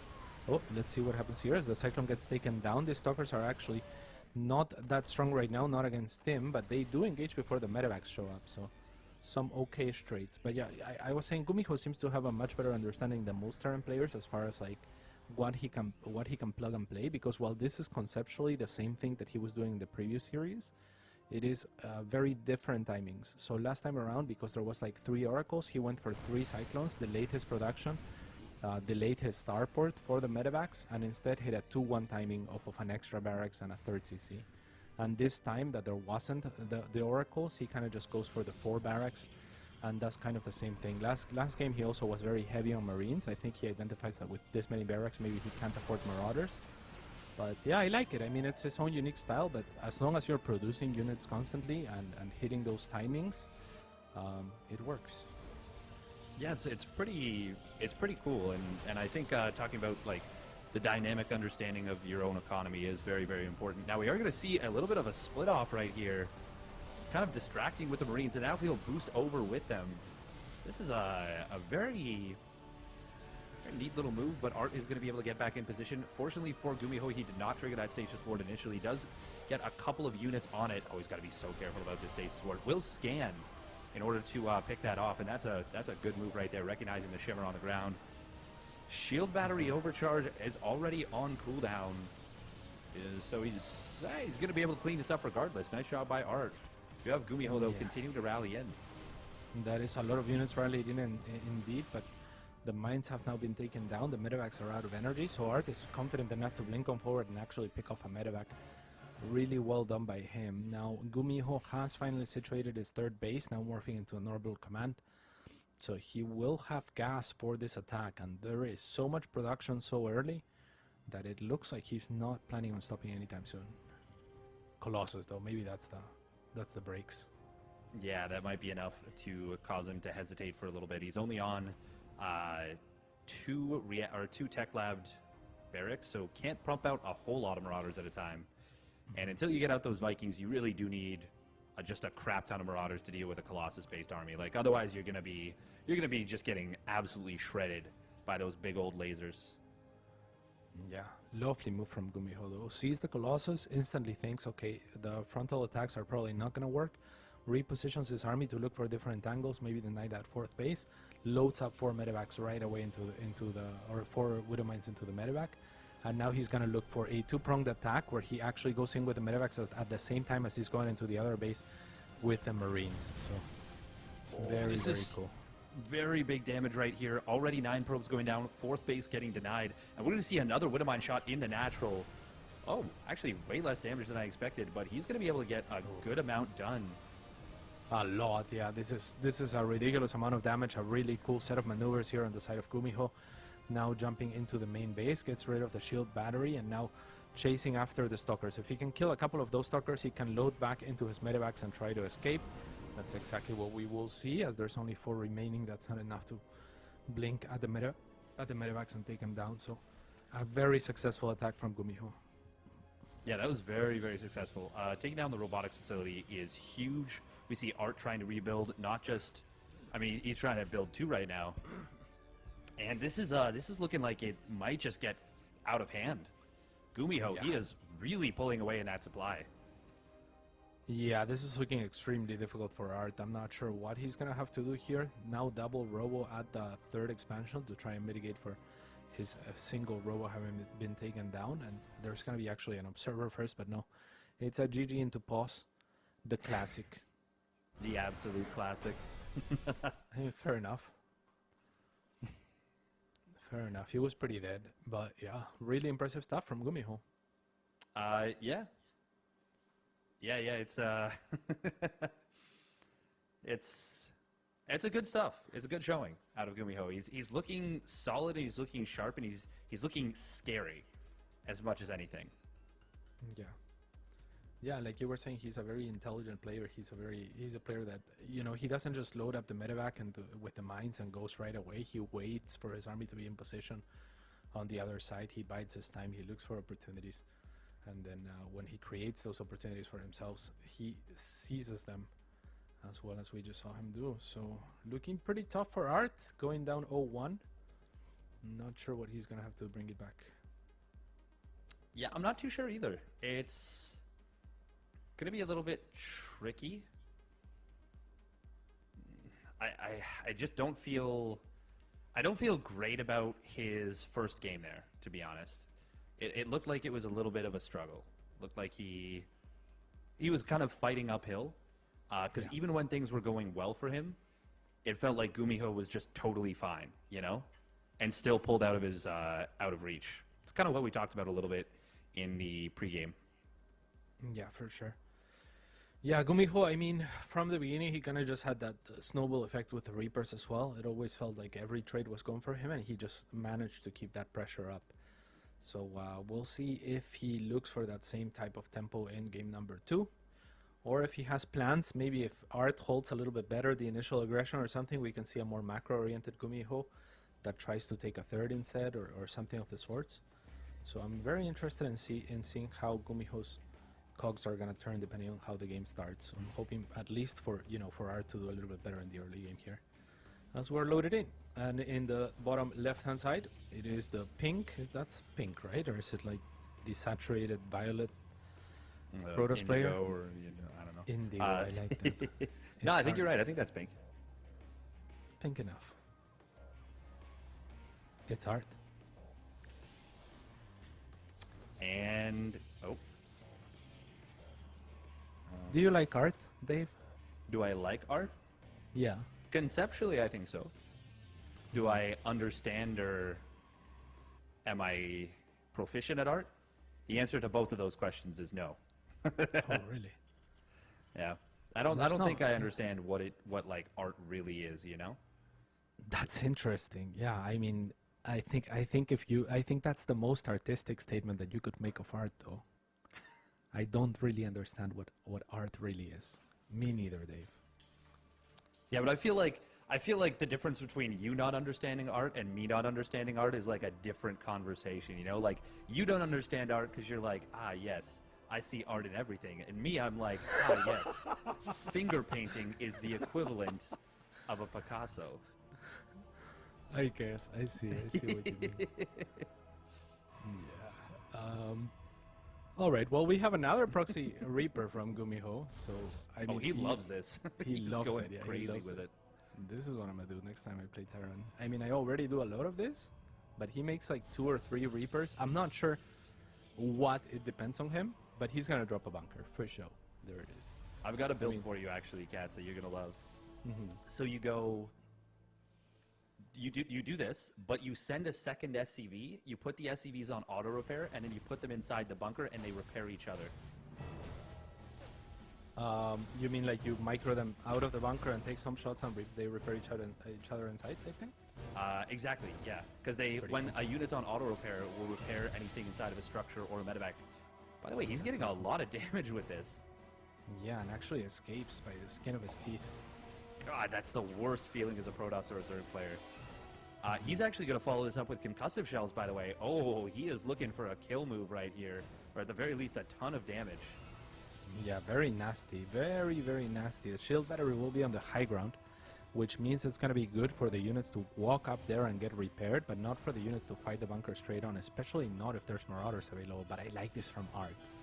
Now we're talking Art, Dave. This is good stuff. This is beauty right here. This is, or maybe even Beast versus the Beast, you know? Beast and the Beast. Beast and the Beast, I like that. Yeah, this Reaper will get cut off here and most likely be taken down. If Art micros well enough, it shouldn't have any way to escape. Yeah, he's And going to that's that. ridiculous. Nice job right there from Art. Cuts it off. Unfortunate for Gumiho to lose that Reaper, but yeah, it's all right for him. He's totally fine. Oh, this concussive shells, my God. Units with concussive shells just feel like they're walking through molasses. Yeah, especially Stalkers. And I mean, Art did make an extra shield battery there, but it's not going to be enough to save this Nexus. It's all on the proxy Stargate right now, by the looks of it. Now, good news for Art is there's Marauders on the other side. It's a hefty investment. It is gas spent with the concussive shells on each Marauder that has been made here. So maybe there is a chance that actually it's a Robo, not a Stargate. So yeah, I don't know. This is basically an all-in, like the counterattack. No doubt about that. Yeah, if it's a Stargate, you can, maybe it's an Oracle, maybe you get some pickoffs. As it is, though, I'm very worried about how he's going to deal with, one, these 2 Cyclones, and 2, a well-placed tank behind this. It's gonna be very difficult, but at least Immortal might be the best unit for the job, right? So he's got that going. But yeah, I don't know. The Cyclones complicate things so much. Yeah. Because even if you make a War Prism here. Yeah, exactly. Even then, the double lock-on onto a War Prism can be so deadly. Like you gotta be really, really on point with your unit control as Art to really have any chance of getting much done. And he needs to get a lot done. I do like the sentries because if he can force field these Cyclones, could very easily turn this into a really nasty situation for Gumiho. All right, well, there's an Observer on the way, but it's not yet here. The bunker will get taken down. The Immortals at the front to tank. The shields has been activated. A good force field will net Art a single Cyclone for the time being, but the Immortal is now taking too much hull damage. Now Art is thinking about transitioning. I'm not sure I like that. I mean, I don't know if he has much choice. Like, I don't think he can really do too much at this point. He might be able to find this one siege tank that's a little bit exposed, but second tank is already out and in a pretty good position. Gumiho doing a good job of covering his units. I don't... It's kind of he's just stuck between a rock and a hard place. Like, any decision he makes is going to be kind of a bad one. Yeah. Yeah, and I love what Gumiho does here because, like you were saying, he's covering his units. Like, he knows what the next possible threat is and moves the Cyclone to protect the tank. Now looking actually for the War Prism on the outskirts. But he is very much looking for that, right? Like, he's saying, okay, your next move has to be a War Prism. Now that I have enough Marines, I'm going to move the Cyclone to the right. Here is the War Prism. However, the Cyclone was not in position, but it will be in position enough to retaliate. And with those Marines, it's a tank 4 and Immortal. A really good trade for the Korean again. Oh, yeah. And you got a Stalker there. Like, that's so expensive for Art. Art was looking to trade efficiently. Instead, he ends up trading quite inefficiently. And that's Gumiho with a lead that is getting bigger and bigger. And now we've got Art. He's going to go for the Marjorie, but in a different matchup. All right, might as well. I mean, maybe if he can catch Gumiho on a move out, like right now his dream scenario is probably for Gumiho to be going for a timing attack. And I think it's a very smart decision given how the last game played out on the side of Gumiho, right? Like, he tried to snowball the lead that he had early on, went for an attack to close things out. So if he runs an attack into a lot of charge slots here, there is a good chance that maybe Art can go on the counter offense and make something happen. It's his best chance. It is his best chance for sure. Gumiho, though, even as it is, it feels like it's almost going to be difficult for his army to trade inefficiently. Like, he's got +1 weapons, he's got stim, he's got tanks. The best case scenario is that he's maybe on a move command and doesn't expect the army to be there, and then just gets like force fielded. Oh, actually, this might be the best case scenario where the tanks are on the wrong side, getting completely separated from the Marines. Oh god, this is his moment. Yeah, and Art is going to pounce on his moment indeed. Very nice pickup with the medevacs there onto the tanks. The Guardian Shield is not protecting the Zealots, however, and this is going to be enough of an arc for Gumiho to finish off that engagement. It was a good attempt from Art towards the end there, but too big a snowball to stop. And Gumiho continues to plow on through the bracket. Yeah, he's looking pretty damn good. Like, we know that he's been good for a while. Well, I guess not even a while, but for a little while. It's cool to see him continuing to advance. And now he's actually going to be going up against Trigger, as we've got pretty much everything in the round of 8. Yeah, that's pretty sexy. On the other side, Maxwax is going to be going against Lunar Sea or Traypoint. Not familiar with either of those players. But yeah, Gumiho versus Trigger. I mean, I'm tempted to just stay on the Gumiho train here. Oh, yeah, same. Yeah, I think that's definitely the play. Let's do that then. The lower bracket, or the lower side of the bracket, is looking pretty spicy as well, with Patty Mac, another one of the very few North American hopefuls, going up against one of the very few Korean hopefuls, as in players that are still considered somewhat up and coming and haven't really broken through yet. And Classic versus Prince, again, old school versus new school. So we'll see if there's any upsets there, but I think we'll be moving on to Trigger versus Gumiho, so that should be pretty exciting. Yeah, I think that's a very worthwhile match to grab. I'm pretty hype. Hells yeah. I'll message Trigger and let him know.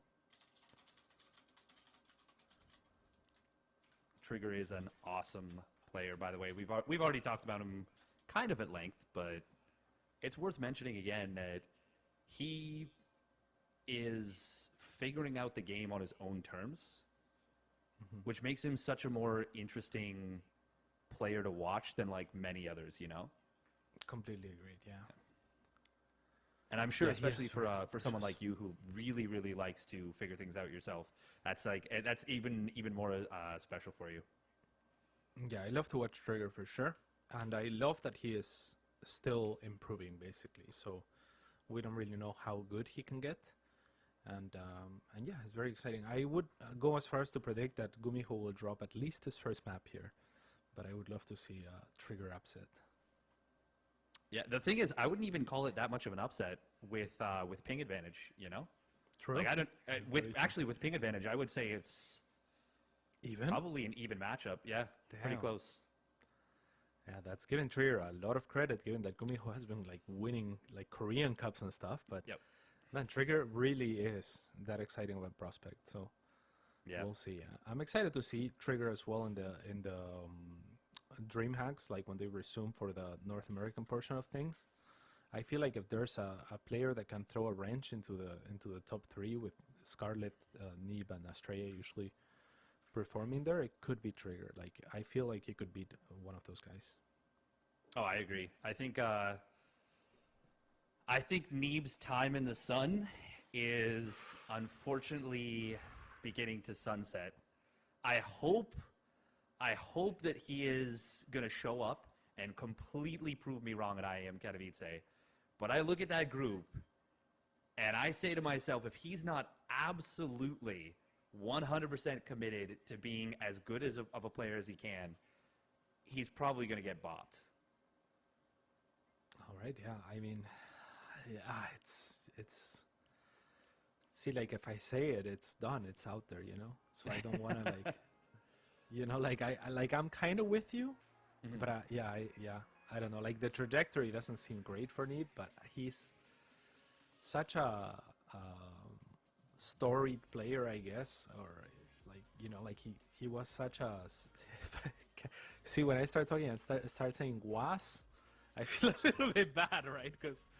But yeah, I mean, it definitely feels like Neeb is not his former self.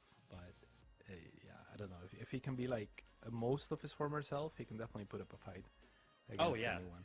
And even if he's most of his former self, he'll still probably continue to top 3 NA. Yeah. It's the problem is like he was a little bit slapdash. Like he didn't put as much effort, I think, into winning the North American region as he has in the past. And as a result, in I don't know if it was fall or winter, he almost didn't make it out of groups.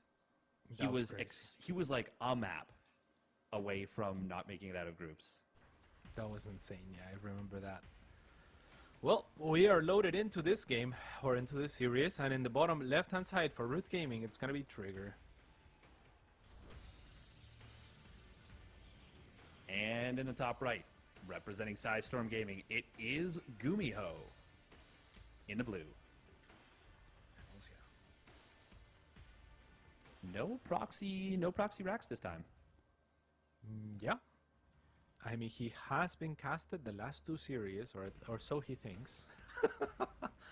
So, I can understand. Oh, yeah, I can understand why he wouldn't do it.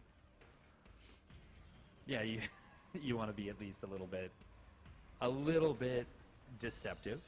And it might have also been him being like, okay, I have been casted the last 2 series. Let me drop those proxy raxes against players that I'm very confident again. And then, you know, maybe against Trigger, then I play standard. But as I say that, this SCV has ill intent. Oh yeah, And what is that going to be for? a factory. It's gonna be a factory that I imagine makes Hellions from this position. If it was to be a factory to fly into the main and make mines, it would be a little bit more forward, I imagine. So I think this has to be a factory Hellions. I think so as well. There has been a bit of a renaissance where players don't go for reactor Hellions anymore. Just because once you see at the front that the factory has been put on that reactor, you pretty much know what's coming. Whether it's reactor Hellions and they do a drop with a proxy, that's kind of the same as if they go for reactor Hellions and just try and run by at the front. Like you have to wall your front, you have to be mindful of the drops. Like the response is pretty similar.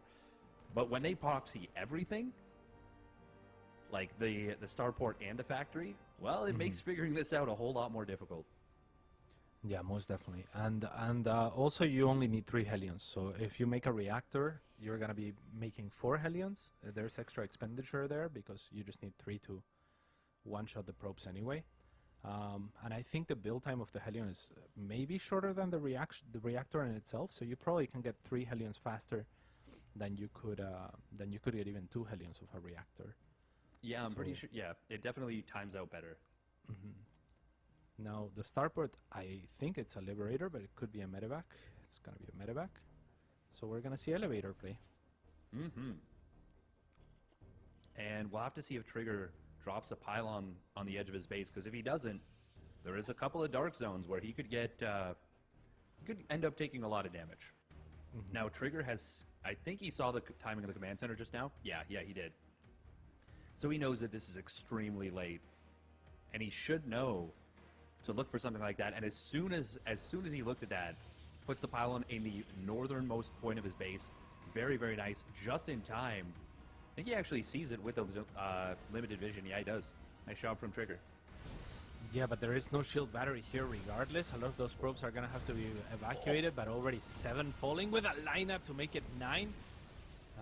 11 already, and yeah, that is pretty nasty here for Gumiho. 11 workers, didn't lose a single Hellion. Yeah, and he's going to drop back in here. Does want to lead with that 1 low HP Hellion, but Trigger actually kind of moves out of position a little bit here and takes a whole lot more damage that he really just didn't need to take right there. Yeah, make it 16 now, so an additional 5 workers falling. A couple of Marines also walking into the natural base just to create further chaos, just to make Trigger look elsewhere and not have all of his units clumped up. And we have a little bit of a stomp in this game 1. I don't see Trigger easily recovering here. That said, he has done a very good job of producing workers. Yeah, that Chrono Boost really does allow you to catch up quite quickly, but of course Gumiho, I mean, he's very happy with his position in this game. Like, he is going to be ecstatic to know that, well, he doesn't know it, but he can infer that he's probably on pretty close to equal worker counts. Already has that stim on the way, going to start up combat shields, no doubt behind that. And, oh, Trigger, we'll be able to get into the main base with an Adept Shade, but, I mean, unless he can pick off some workers, this isn't actually that valuable of a scout.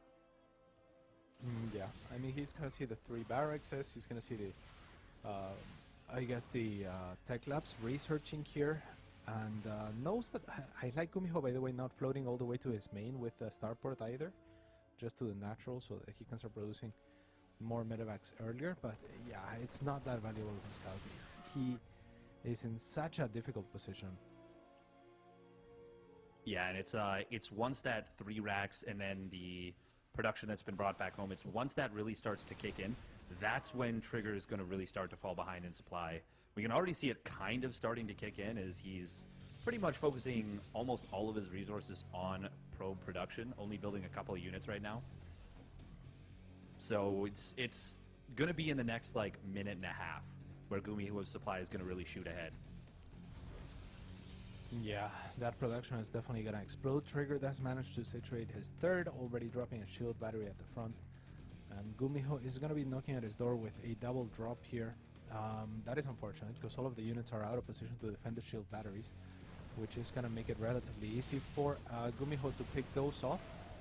And now looking to trade further. Not sure that he can, however. Good Blink Stalker micro, but Blink being used defensively means that he has no offensive capability to try to pick off those medevacs.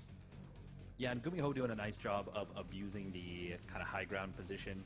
Says, yeah, you can't really shoot over this location. It's good luck trying, and just gets out of there with the units. Now, I will say, I've cast some games of Triggers recently, and he looked hella dead and was able to make some really miraculous comebacks. So maybe he can do that once again here. And it was specifically in PBT, so who knows?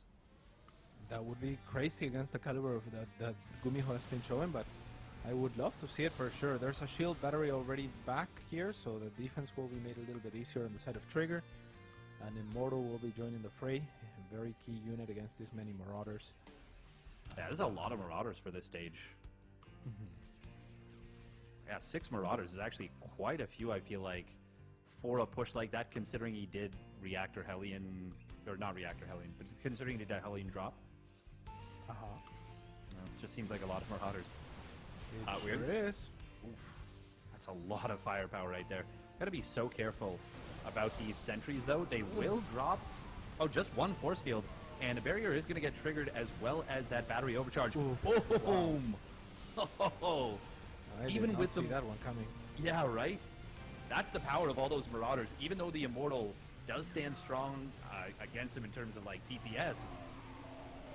Oh, man. He's going to get the Colossus, too. Oh, That's my it. God. Yeah, this is snowballed. Yeah, that was actually crazy from Gumiho to know that he could take that engagement. I would have run away so fast from that battery overcharge.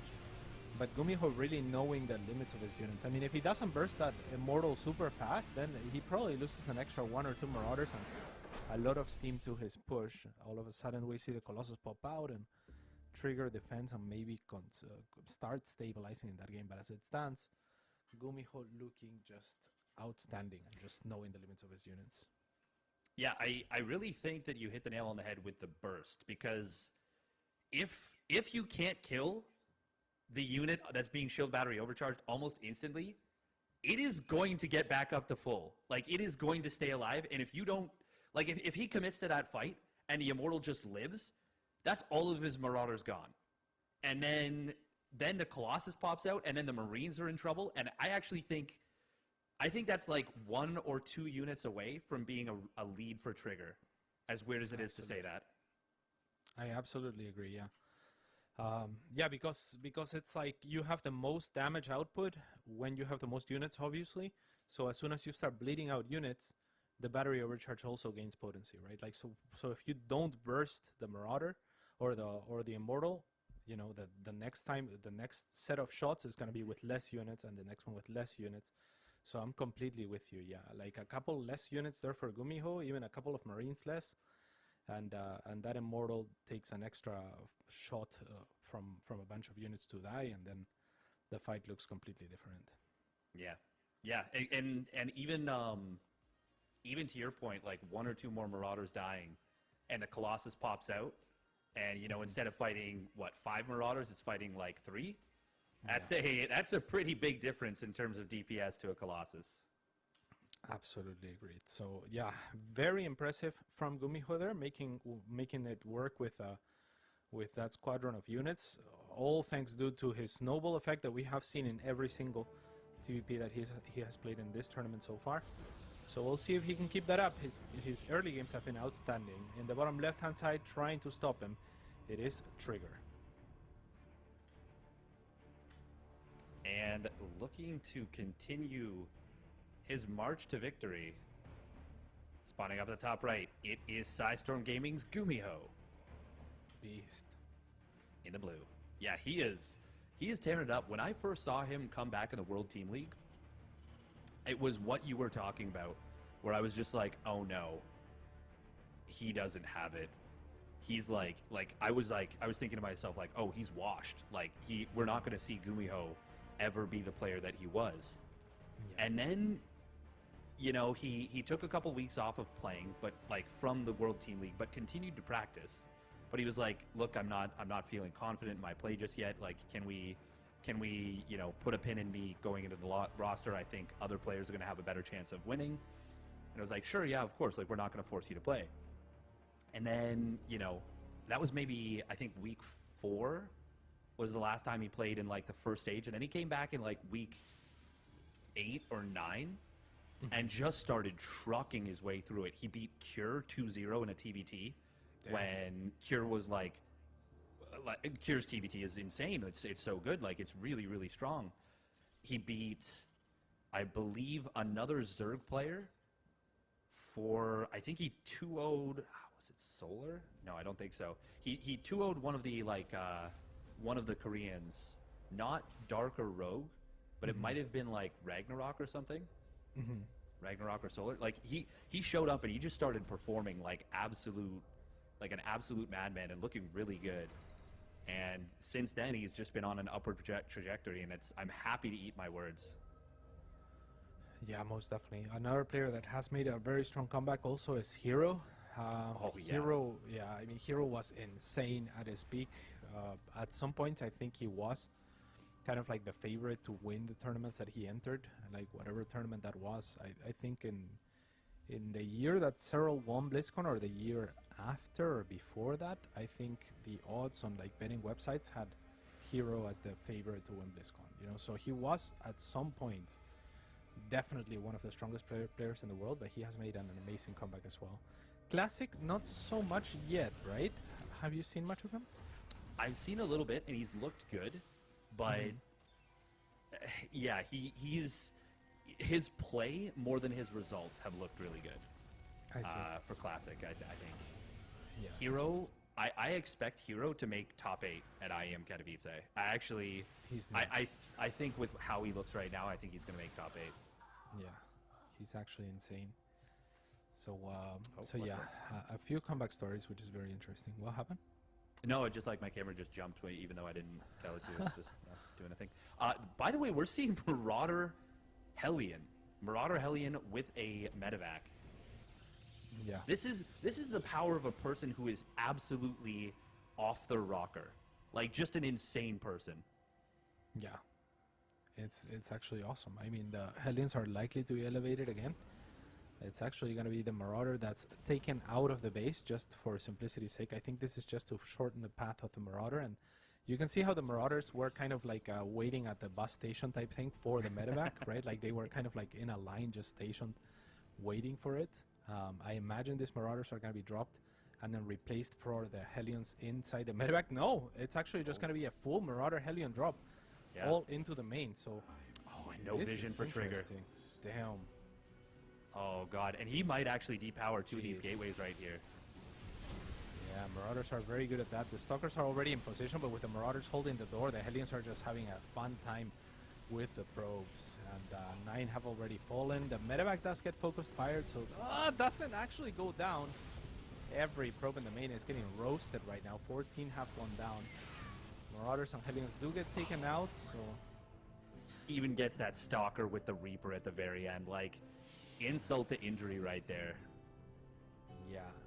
Weirdly enough, this is the best start we've seen for a Protoss player against Gumiho so far. It's still pretty bad. It is, I would say like a disaster still. Like it's still, by all accounts, a disaster. And yeah, I think you're right. I think this is one of the better, if not best, starts we've seen from one of his opponents. That's, God, Gumiho is so difficult to play against. Like,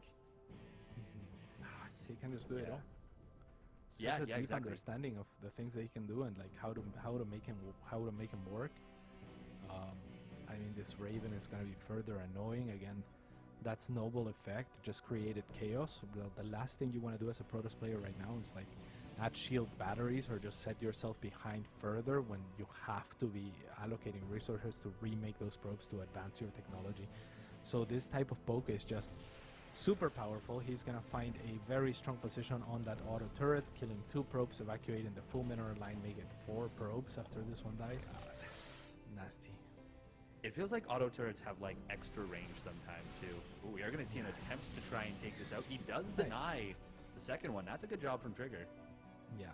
Kind of forced a bit of a panic auto turret drop as he blinked in on top of that. Yeah, this is also the power of not using F2 or not relying on it too heavily. Most Terran players do rely on it, even at the pro level. But if you don't, then you can keep your Raven back there. Yeah, that's true. It's funny to see the Maru Liberator, I like to call it, where it's a Liberator that's sieged like right. It's like this is where the circle is, like in the bottom left. Right. I love to see that. It's like, oh, okay, yeah, you're F2ing. Yeah, everyone F2s, especially with Terran. It's just so convenient. It's Yeah, it's just, you know, with Zerg at least you can kind of like hotkey the X, but with Terran you don't have that option. So a lot of the time, you know, the fastest, easiest way is just to press the F2 button and know that your army is all headed towards where you want it to go. Yep. Even Especially now, with did Gumiho just F2 his Raven? I think he did. okay, he was harassing. Yeah. That would have been really funny, praising him for not, and then immediately after does. Trigger was not prepared for this attack, and we're going to see this third base going down basically for free. And Trigger might actually wait just long enough for +1 infantry weapons to finish. No, he is going to blink it on top of this, but nice split on the Stalkers. It's just not going to be enough, though. Zealots will get on top of 2 of the tanks, but they don't have charge. In fact, no! Ah. Yeah, seriously. Oh, man. He would have killed that for sure. 100%. And the Zealots were already dead, so... Yeah, that was just a missed opportunity. Gumiho should kill that tank. Call it fair play. Just like, yeah, I see you're trying to kill my tank. Let me help you with that. Yeah. Honestly, I don't see a way that Trigger's going to be able to come back in this game. We've already got Gumiho finishing the third base on location. This is something that is a Gumiho special, is dropping a third base on location while being aggressive. Yeah. Now he's gonna stem on forward, and it looks like he's looking to end things. He will pick off that Colossus barely in the face of that battery overcharge. This man just knows. And Trigger will be forced to GG out. What a display from Gumiho. Yeah, really impressive. I think the coolest part of that is that he's comfortable not gunning down the battery. The most interesting part is, like, he could have killed the shield battery right there, but he didn't need to. He knew he could kill the units, which is a confidence I will never have. Ever. Yeah. Ever. Like, I've watched enough StarCraft, and I've played enough StarCraft, and I've played enough Terran and Protoss that I'm like, yeah, that's not going to work for me. You know, like, it's like, you actually have to know the limits of your units so freaking well to know, like, what type of damage output you're having versus the health bar of whatever unit you're trying to gun down. And also, like, the stutter stepping, the range, right? Like, is there a sentry for force fields or for guardian shield? Like, there's so many variables that just make that a terrible move, but Gumiho seems to know exactly when and how to pull it off. Yeah, and that's so difficult. Like, it's... Most players will just gauge it and kind of guess, but he's been right every time. So he's clearly doing, like, the math in front of him, and it's very impressive. I'm just... The thing is, I know that if you're off by even 1 or 2 units, it can throw a 20 supply lead instantly, and all of a sudden the game's even. If not, you can be behind. It's very cool that he's able to figure that out. Yeah, for sure. I'm sure he does it off of feel as well. Like, he doesn't actually do the math, you know. Like, I think that's impossible. But yeah, his feel for it is so advanced. Oh my God, are we just following Gumiho? Because now it's gonna be Max Specs versus Gumiho most likely. I think we have to. Like, do we even have a choice? It's way too good of a match. Yeah, it's way too good of a match. So yeah, I think we're gonna do Max Specs versus Gumiho. Assuming Max Specs beats 3 point. I think he already has. Okay, always. I think has he been. already has. Always has been. Well, 3 point is in game. Oh. Wait, maybe I could be wrong about... Oh, yeah, no. Hang on, actually, I might be completely wrong about this. Okay, yeah, no, he's still playing Max Packs at the moment. 3 point looking like a 2v2 player for the most part, at least on this server. Oh. Interesting. That's kind of neat. Interesting. Yeah. He plays with a man named Don Lee. Don Lee? Don Lee. Interesting. Also, 3 point is a player that I don't think I've heard of, and he's into the quarterfinals, so that's pretty impressive. Yeah, his run there, though, it's not super duper. Yeah. It's, so of course, we are getting geared up for IEM Katowice, so most of the Korean players are going to be missing from this. Obviously, we know that Classic Prince, Gumiho, Nightmare, they're not going to be playing at IEM Katowice. Yeah. Same thing with Max Packs, Trigger. So it's unsurprising that it's like a little bit of a, I'd call it a softer bracket, I guess.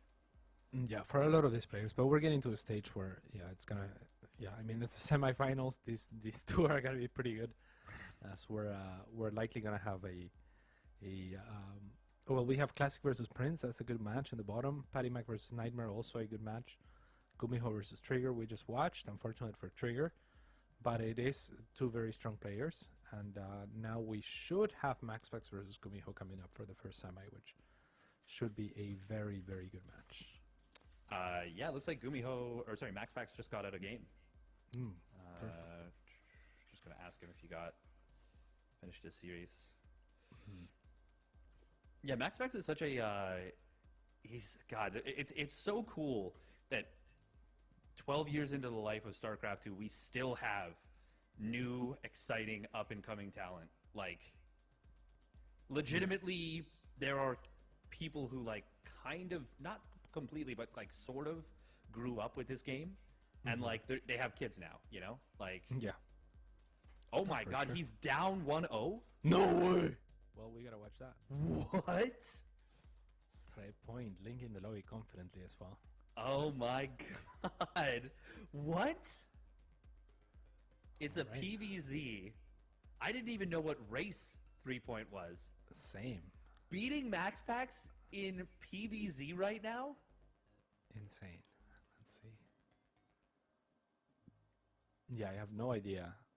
I mean, he's ranked 9 in his 2v2 Diamond division. I am not sure what to say about this. It's like he is from Korea, so he probably he's probably a lot better than 2v2 in here. His last few 2v2s are 13 days ago, so it's he's been playing more definitely on the Korean ladder. And to beat Max Pax, I imagine he has to be upwards of 6k MMR at least. Oh yeah. So yeah, I mean, I wonder how he won, but I don't want to ask because it seems rude. Hey, how did you lose to 3-point? Is it 3-point? How could that have happened? Yeah.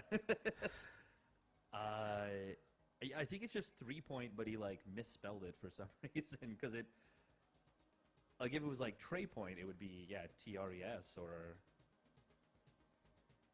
Yeah, he just replaced one of the E's with an R for some reason. Very interesting. Oh my god. Well, this should be pretty exciting. It's Glittering Ashes. Max Pax is trailing in this series by the sounds of it. I wonder what he did. Like, his match history is not showing, obviously, because... Yeah, they hide, for sure. Well, was anyone watching? Because Rocklets is streaming. So maybe the answer is on Rocklets. Let me actually check his VOD while we wait. That is very intriguing. Like, there's got to be something that is untoward, you know? Like, he has to have done something that was below the belt. Because even if you're like 6.4K, well, maybe not 6.4 on Korea, because that's pretty close to the very, very top. But let's say you're 6.2 on Korea. You're still going to be the heavy underdog against Max Pax on paper. Oh yeah, I mean, if we don't know your name, then you're the heavy underdog against Max Pax, no matter what. Yeah, that's a good way of putting it. But crap, on the VOD of Rocklets, the last match is Classic versus Prince. Looks like Classic won that one. So it looks like he's also just jumping into this. I don't think this was casted by anyone. You left the lobby. Shame. You left the...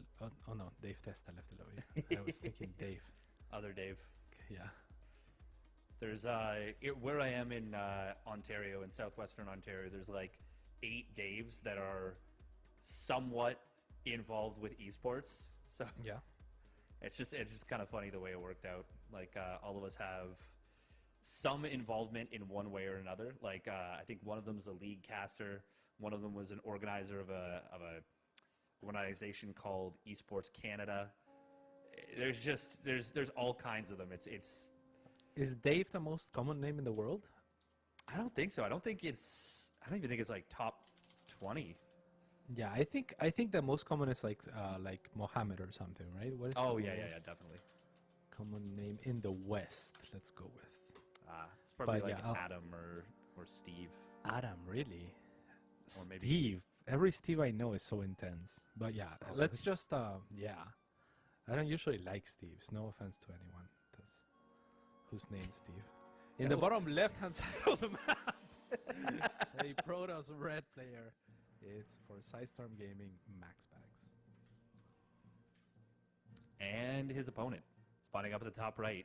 You know what? I think I have a theory about what his name comes from. It is 3 Point Yeah, in the purple. Pluto. So there is a caster Mhm. in the Korean scene named Stephen Curry, which is obviously a reference to Steph Curry. Oh, I So see. maybe this is an adjacent reference to that caster. Mm, Thinking like, oh, 3 point shoot, you know. could very well be the case. There was, oh man, there was something I was gonna say.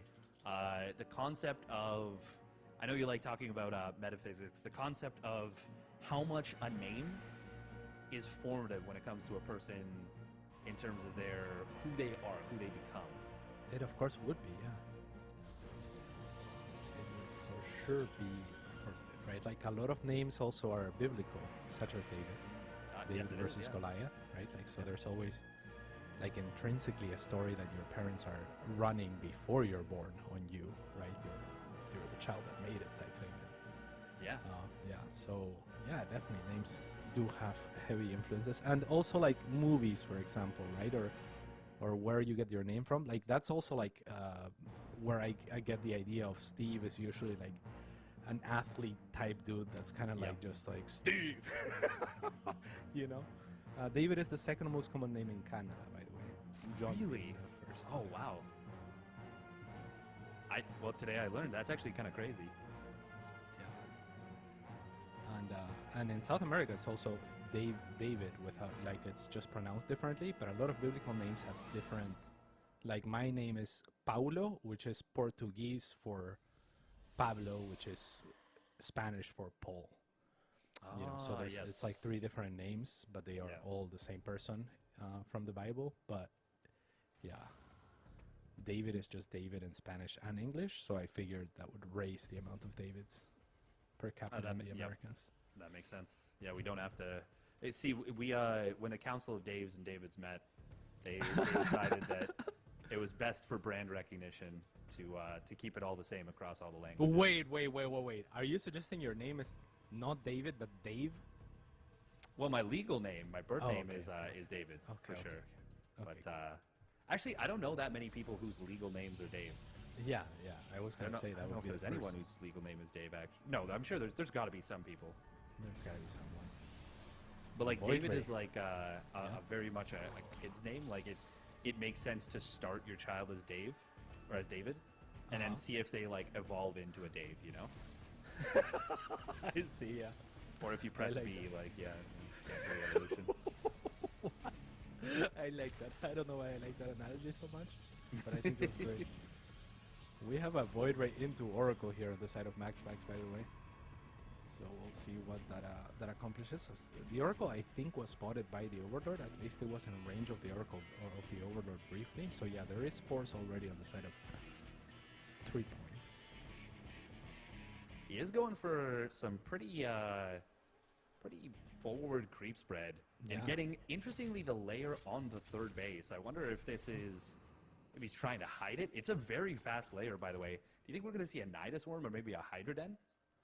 I'm not sure. Quinua could be in the cards as well, right? Like, given how fast the creep spread is, because Nidus kind of bypasses the creep altogether. And yeah, it he sure does. did commit for that creep tumor very, very fast at the front, as he was blocked into his natural. But you were asking earlier, like, whether... Oh, it is a Nidus! David! Yo, let's go. This is a David versus Goliath story as well, if I've ever seen one. Yeah, and this is the slingshot he's going to use to catapult his queens across the map. Yeah, you're right. The queens are the Oh what, my 5 God. smooth stones or something? Yeah. Yeah, I don't know. Yeah, the exact you were numbers. right though. My parents like really drilled that into me.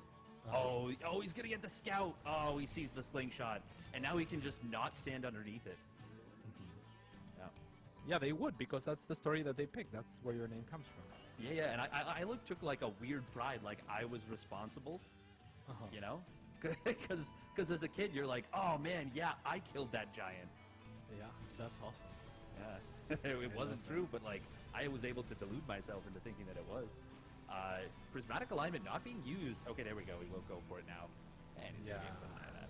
I was like, he knows that ability exists. I've seen him use it. Yeah, most definitely. On the other side, the Lynx are going to try to make a Nidus a little bit more unsuspecting, I would imagine. Now. Boom. Nope. They're just going to go for a Rambai instead, which means no more Nidus attempts on the side of Trey Point. Or 3 Point. I can't not read the name.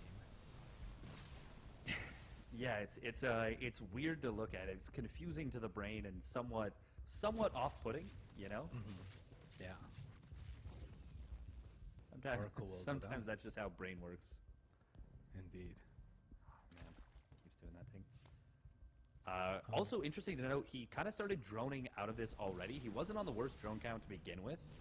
Nidus worms are not cheap, but it's not like if you were just to continue to drone, and you just went for a Nidus worm, it wouldn't put you that far behind economically. Like you're still in a decent spot. Yeah, and MaxPax did drop a lot of defenses as well for the potential Nidus. There's an extra few cannons, an extra couple batteries. Still a very good position, I think, for the Dane. Now the Void Rays are looking for a snipe onto the natural base, or at least whatever he can find. It's going to be a Spore, and then consequently just an Overlord. A couple of Overlords he'll commit for. And these Void Rage, they sure do zoom. But he will lose one of them. Does get another Overlord. Oh god, sorry. I'm not sure if it was worth it. I mean, getting 2 Overlords, that does kind of deeply supply block Berserk. And he gets a Queen. Okay, now I think it's worth it for even losing that one Void Ray. Yeah, for sure. It was three Overlords, Spore Crawler, and a Queen. Yeah. Yeah, but even the additional commit where he gets 1 Queen and 2 extra Overlords, I still think that's worthwhile. Because otherwise he wouldn't have lost the Void Ray, right? Yeah, you're right. Completely right. So yeah, the first Overlord was free. The next ones are not on the house. Yeah, exactly. So Nidus now, another attempt. It is barely out of the range of vision of the Void Rays. I don't think they saw it. We got the 2 luckiest adepts in the world. Just kidding, they are dead. They're getting ignored there for a moment by a 3 point, and this is MaxPax just trying to sneak around the map, getting some more work done. But here comes the Nidus Worm, and this is a big army supply lead actually for the Zerg. That's so many queens. Yeah, only 2 carriers here. I mean, carriers are super strong. The big thing is the Disruptor that's walking over. That could really put an end to things, and it's impossible to micro those queens out of the Disruptor shot, so they are about to take a beating. Need very fast transfuses. Does get a couple of transfuses onto one of the weaker queens. There is no more transfuse available, however. At least there wasn't, but now there's the queens from the back that are gonna actually help a lot, and this is looking pretty good for 3 point to start. At least it looks like he will net himself a 4th base, and MaxPax is unwilling to engage further. The queens are moving a little bit too far forward, though, perhaps. Yeah, I can't believe what we're watching right here. This doesn't happen to MaxPax. He doesn't die to Queen Walks anymore. Like, it just does not happen. But and he he's- won't, I think. Yeah, oh god, barely doesn't lose all of his Void Rays, still loses 2 of them. Yeah. This is looking hugely problematic. Okay, yeah, I think that was 2 too many as well. The next Disruptor shot is here. It will look for the Mass of Queens again, rather than go for the Roaches or anything like that. But like you're saying, it's hugely problematic. MaxPax already in crisis management mode has dropped a 3rd expansion on his other location so that he can continue mining, and is retreating to his natural base and fortifying that location. 3 point, really with a killer instinct, not even finishing that 4th base before moving on to the 3rd. And he's getting a Spire behind this. He's got his +2 missile on the way. What? This is not an all-in. Like, his economy is great. And he's going to Who actually is Nidus this? back home. Oh, Disruptor. Oh, I don't think I have ever said who is this, and ironically in StarCraft II, but I actually am curious, who is this guy?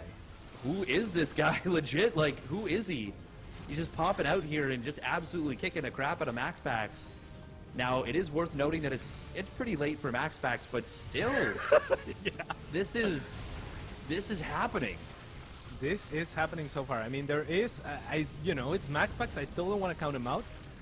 It is very difficult to finish the Dane off. These queens might suffer the ultimate fate here as they attempt to retreat. Some of them will make it onto the creep. Smartly, Trey Point, however, sectioning off his Roach Ravager, as our wonderful observer Steadfast points out, and that means more damage on the economic front to a MaxPax that's already weakened. He is now 36. Workers make it 35 to 81. Yeah, this is that's a big problem. That is a really, really big problem for MaxPax. Now, he is still on 3 Nexi. He can still rebuild those pretty quickly, and he's on +2 air weapons, which is very, very good against ground units. But this is a really bad situation for MaxPax. Like, if it were any other player, I'd say that there's no way that he could come back. But it's MaxPax, and he's got some kind of weird voodoo magic when it comes to Void Rays. Yeah, the great little Dane. And in name-wise, is MaxPax now David? Or is 3 Point still David? Ooh, I think at this point now it's now MaxPax is the David and 3 Points the Goliath. For sure, right? Yeah, it's got to be. We're going to be seeing Goliath coming in and taking down this third hatchery, or third Nexus, I should say. Yeah, on the other side, Disruptors. huge disruptor shots. Actually, could have maybe been a little bit better now that I look at it. I mean, only like a couple of queens fall from that. Yeah, that a lot of actually them take that damage. felt so underwhelming for how big it should have been. Yeah. But there is more shots available, and MaxPax really has to do something right here, right now. It's looking like Trey Point might be able to close this out 2-0. Feels so strange to say. I mean, we were messaging MaxPax to see if the series was over. We were saying we were going to cast Gumiho versus MaxPax. We were all lying as Trey Point is making it so. I mean, this just doesn't happen, right? Like, this just doesn't happen where a player you haven't heard about is beating one of the most prominent European Protosses. Yeah, but as we say that, this is a lot of Sky Toss with +2, and a lot of Hydras went down. He made the mistake of making Hydras, and it might That is actually a cost him the game here. He my doesn't God. have any anti-air left. Why would he make Hydras? Where's the Spire? Yeah, I'm pretty Where's sure the he made infestation one. pit? No way. He just He made chose a Spire to and he make went Hydras? for Hydras. Oh no, 3 Point, you were so promising. 3 Point, 83 workers to 30. He killed the third base on the counter offense. He had a billion queens. And then he made the Hydraless unit. And then he made Hydras. Oh man, they're just so bad. They are They're actually just so the bad. worst units. You know, David, for something like, I don't know, like the last 12 years, whenever someone says, like, this unit's bad, I'm like, no. Like, it has utility in the right case scenario. But with Hydras, I just can't object anymore, you know? It's Yeah, like this, right. I've seen too many games where Zergs have lost with like a 15k bank. yeah. It's just- like, yeah. it's no longer Ultras into throw, it's Hydras into throw. Yeah, for sure. I mean, they are so bad, especially against Protoss. And yeah, this is just looking like MaxPax is back in. I mean, he's still on 2 base, and there is Look at the now resources lost. Vipers. Oh God, 3 Point. Not like this. Yeah, the Oh, anti-air is man. running away from the air. Oh man, I mean, the Vipers could do something. This is a lot of Void Rays. Some of them are being sectioned off, but the Hydras had to run so far away to not be killed. Which is the right decision. 'cause- The thing is, like, Hydras can do okay against Void Rays and Carriers if they're even or better on Carapace upgrades.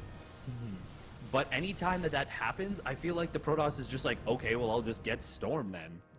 And Or then like they do. Disruptors, yeah. Or they get Disruptors, and it's just all ogre. We are going to see a big Parasitic Bomb, but a decent split from MaxPax. Good. That will help seg... Oh, God, back into it. I hate so much when Protoss players do that. Yeah, and actually, I mean, if the Hydras whole bunch up here, he might have a chance after those parasitic bombs. Coming up a ramp against Disruptors is not going to be easy, but the Hydras were so far out on the map, I'm not sure what they were doing there, but MaxPax seems to have spotted that opportunity. There is recall available, I would imagine. And MaxPax, I think, has done enough damage here Oh, to warrant a recall. Yeah, the only thing is he could pick off the Spire, but his opponent's not building Corruptors anyway, so he's fine.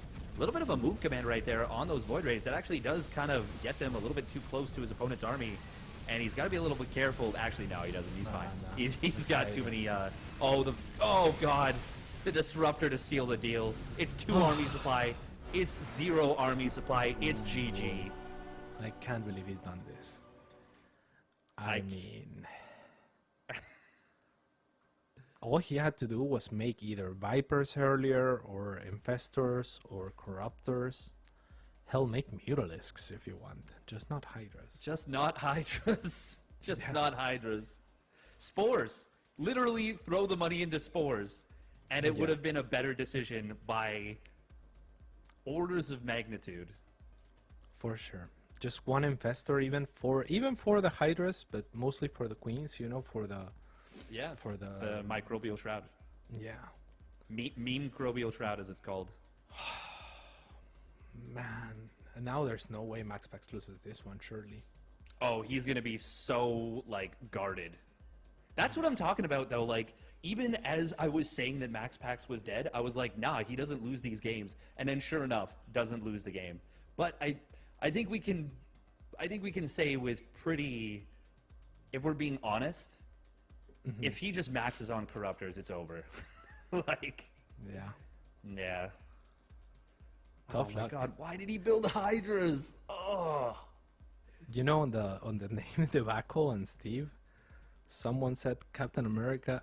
Oh, it's actually a producer. Captain America, Steve Rogers is very disappointed in you, but I feel like Steve Rogers, Captain America, makes my point for me. You know? He's a big beefy guy. He's roided up. Steve. He's definitely strong. a Steve. Yeah. Self-righteous. A little bit, actually. Yeah. A little bit, yeah. I do like him though. I do like Steve Rogers. I think it's interesting too how as the world is kind of tilted out of control. That the heroes are no longer like vanilla Captain America. It's a girl who commits domestic terrorism is like, is she a hero? And we're like, well, no, she actually committed domestic terrorism. And they're like, but was it wrong to commit domestic terrorism? And they're like, yes, it was. Which one? That's Captain America and the Winter Soldier. Or wait, Falcon and the Winter Soldier. Oh, cool. It's I think Carly is her name. I haven't watched all the Captain America ones because Steve stars in it, you know. Can't have Steve.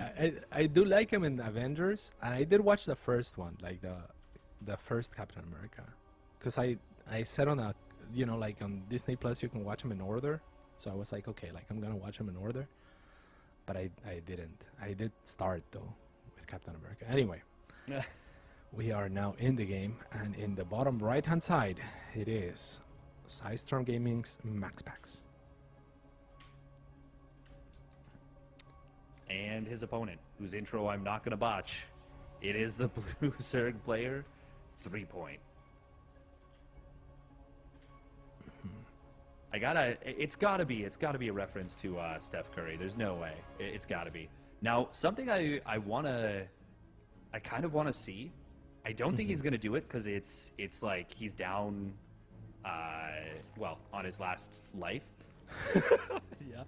But we saw the second Overlord in game number 2, and I have to assume in also game number 1, not going to the natural or the third base. I would love to see a cannon rush out of MaxPax. Yeah, that would have been really good. It's not going to happen this time around. I guess it could still kind of happen, but unlikely now. Yeah, pretty unlikely, but it would be cool. It would be brownie points.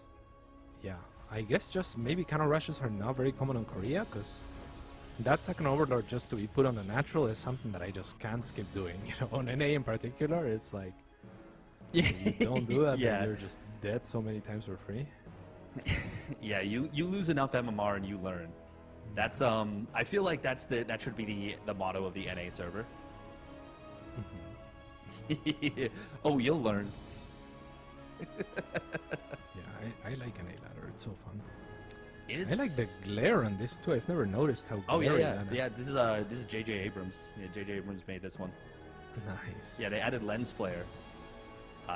Every so Has often, that I just always grab been the there? camera and just spin it around. Sorry? Has that always been there? No. That was added recently, relatively recently. Wait, what? Yeah, This is yeah. what the intern has been doing? So I'm pretty sure when they added the critters, they added lens flare. Think of all the things that we need in StarCraft II, and what did we get? What? We got lens flare. I mean, is it on other maps as well? I didn't. No, it's just here. Okay, It's because I just here vetoed on this map. Blackbird. I think this is the first time I'm seeing this. Yeah, and like it's such detail. Like you can see. It's amazing. You can see like the lens flare like here, like the little Yeah. like light halo, as well as the like full circle. Yeah, it's wonderful. It's very well done. It's like someone put a lot of effort into that. It sure feels like it. All right. Well, 3-point is gonna scout or just hide his overlord away, I guess. Very unusual for the second overlord to really find much utility out on the map, so I'm curious what 3-point is gonna do with that overlord. Or what he has planned for it. I guess if he hides it in the corner, he can go for a second scout later. That's something that Solar loves doing. Now, he won't send his second Overlord right across the map. He still is like, you know what, no, cannons can kill me. And I've seen him lose to them. I've seen him, like, die to cannon rushes before, so it's good that he is, you know, respectful of that. But I will see Solar, like, quite often hide a second Overlord in a weird location on the map, and he'll use it to check for... so a lot of times he's just assuming a player is going to go double Stargate Void Ray, and usually he's right.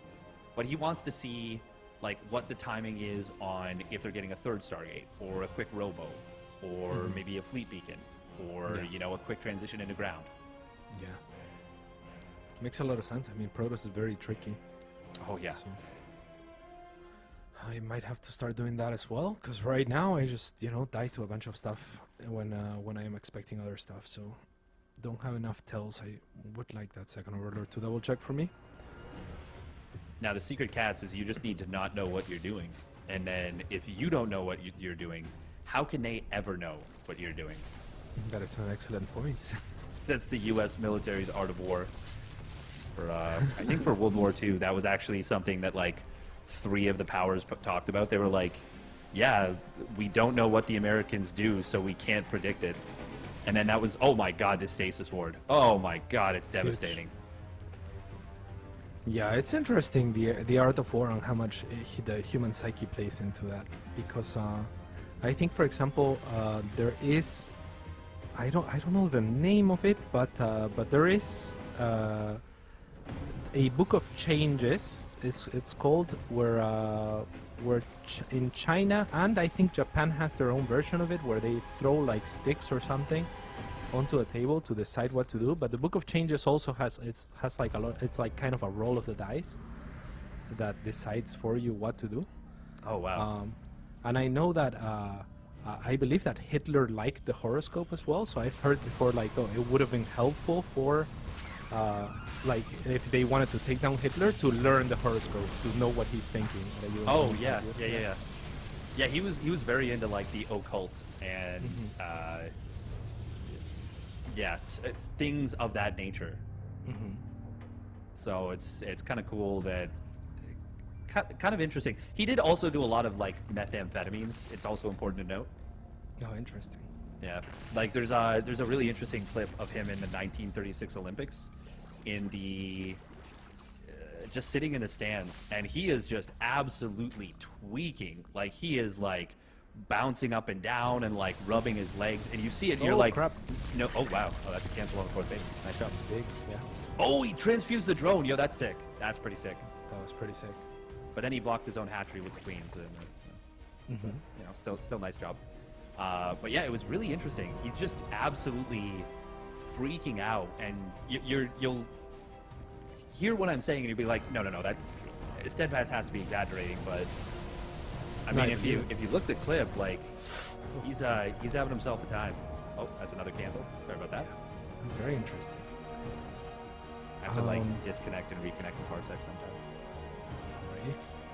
A few links will make their way onto the other side of the map. Will be met by a few units. A cannon as well. Do get a scout on the gold base here, but not much more than that.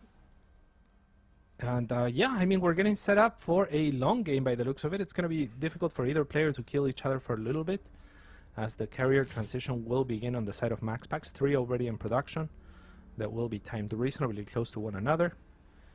And on the other side, somewhat oddly, 3 Point is kind of committing Hydra then, as well as a bunch of links. Ooh, Double Adept going to try and get in here. Times it with the Void Rays. We'll be able to find quite a few. Oh my god. We'll be able to find quite a few units right there. Yeah. Yep. Oh man, this is tough to control. This is tough to watch. This is a little bit like what I was expecting the games between someone that I don't know at all and MaxPax would look like, because I mean MaxPax is on 76 workers to the 65 of a 3 Point that is going for Hydras, most likely for some sort of a timing that is absolutely doomed to fail. Not much has happened, but the choices in this game have not been great for 3 Point. Maybe he just wants to mix it up and not rely on the Queen Walk anymore. Queen Walk or Queen Nidus or whatever is fairly easy to execute, relatively easy. So, so I could see maybe that's the way that he took the first game as well. But now mixing it up and going for Hydras, this is not going to work. I have to assume it was something like that, yeah. Mm-hmm.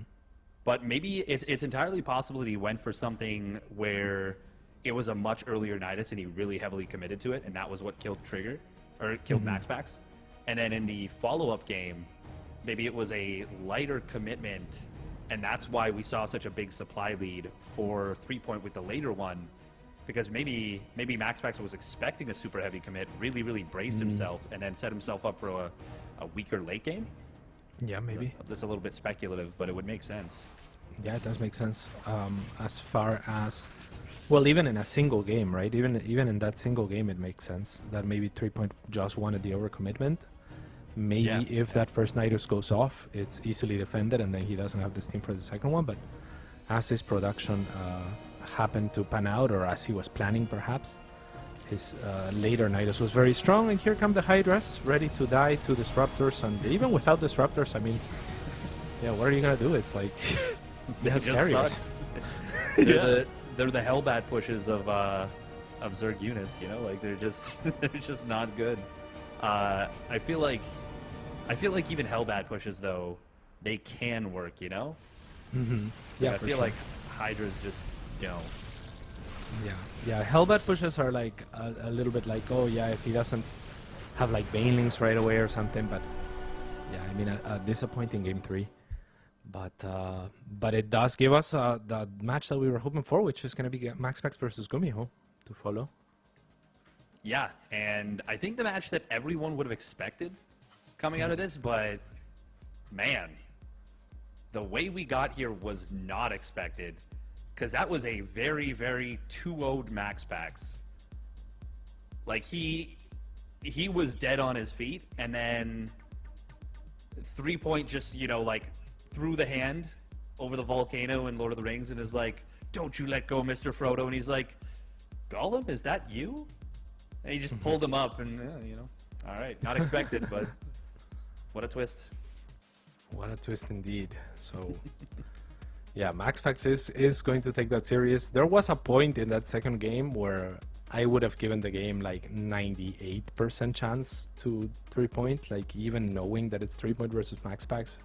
Yeah, it just looked unsalvageable, but then he made Hydras. It was 200 supply versus like 120. Yeah, and it was like 80 workers versus like 30. Yeah, and he had a Spire. Like he had a Spire like finishing up, and it was like, oh, he's just gonna make Corruptors and just win the game. And then it was like, no. Yeah. No, I'm not. Yeah, I mean, yeah, he could have just made, again, there was an Infestor would have won the game. Viper would have won the game. Like single units would have won the game for sure, even if he went Hydras. But he didn't do that, and then he went Hydras. The Queens took a bad fight. No Corruptors. Yeah, unsalvageable. No Spores, like you were saying, that would have been a better option. Very unfortunate. we have got something pretty cool, by the way. Patty Mac, 2 Whoa. Classic. Damn. And he is in the grand finals. We have a North Nice. American player in the grand finals of ESL Open NA. That is crazy. And speaking of things that just don't happen, That just does not happen. I mean, Yeah. Patty Mac with a good run. He did beat Nightmare before that, which is also impressive. And yeah, now the second semifinal, which is probably gonna be the more contested one, is Max Spector versus Gumiho. Whoever makes it out of here will be a favorite against yeah. Patty Mac. Yeah. Yeah, and that's a little extra incentive to maybe put your foot on the gas just a little bit harder because, you know, as it is right now, both these players have earned 50 USD, but they might be already thinking to themselves, whether it's true or not, they might already be thinking to themselves, if I win this match, I win the whole tournament. And so they might be counting that money already as if I win, you know, make it to the grand finals, that's a big boost. Instead of getting that 50 to 100, they might be thinking 50 to 200 already. Yeah. Most of. So we should be getting the lobby ready here sometime soon. And who do you think is going to take this one, Dave?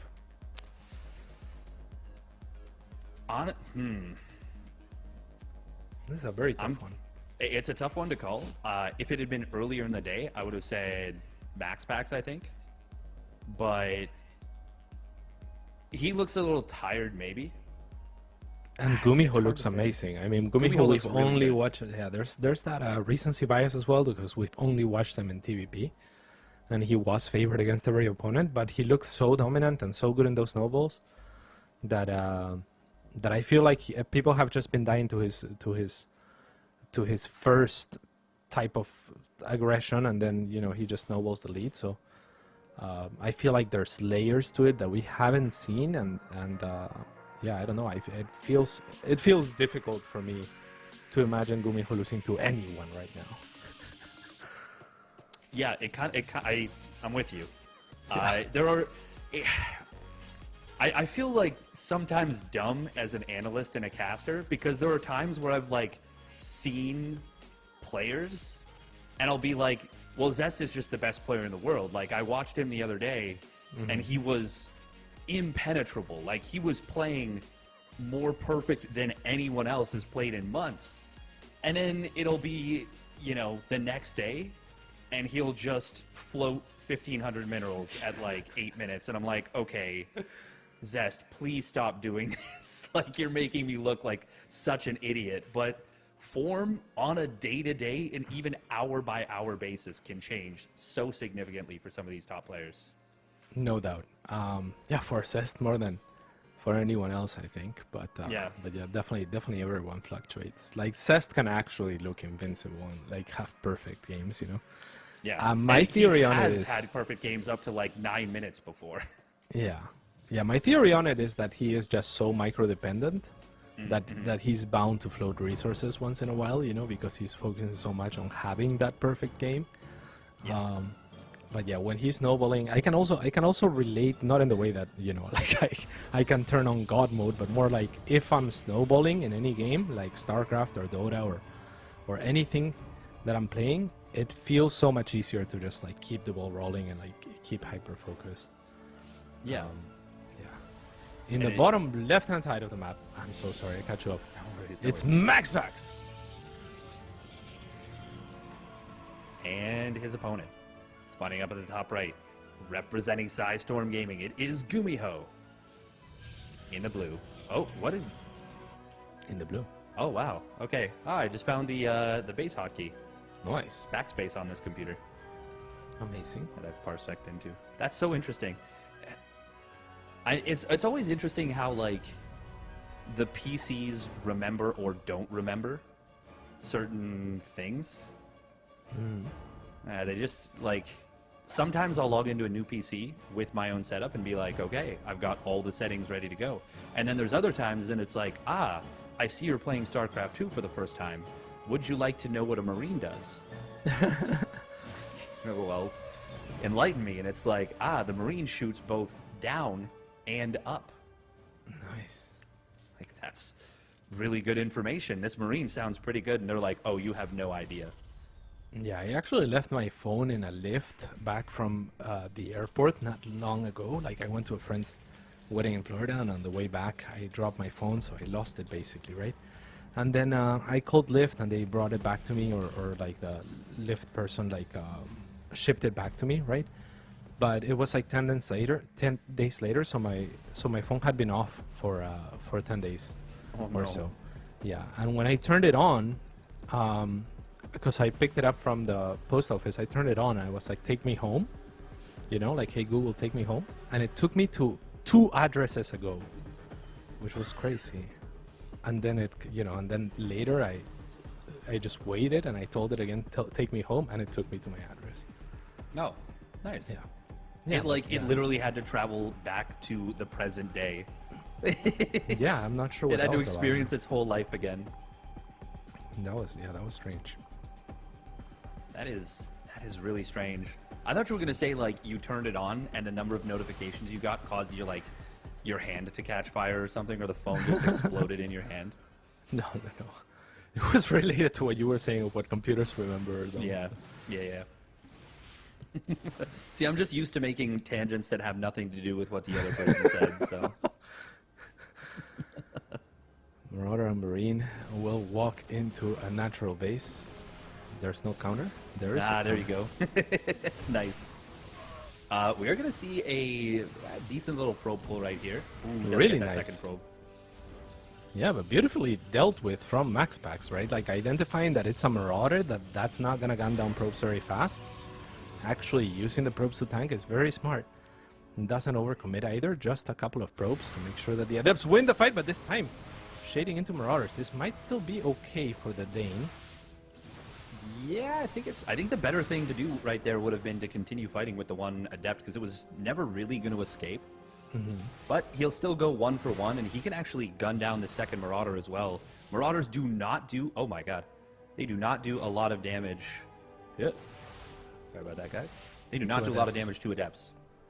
And vice versa. A little bit of an awkward trait. Like, that's... I mean, that was fun. In the end, it's 2 Marauders for an Adept, so a great trait for Max Packs.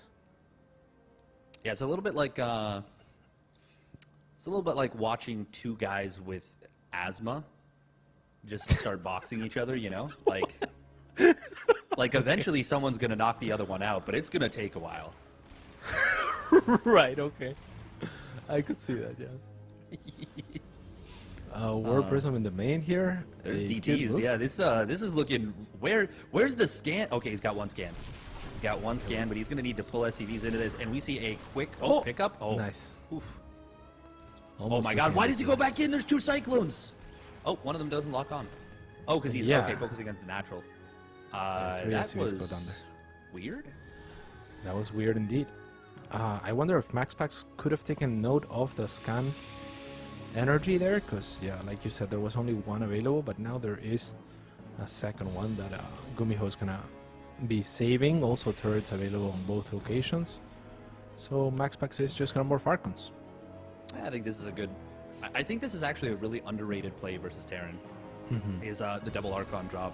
Because before Stim, Marines, they die very hard to Archons. Now, actually, Cyclones are quite good against this. But even still, you got to be so careful with those Cyclones. Ooh, he does get a big lock on, though.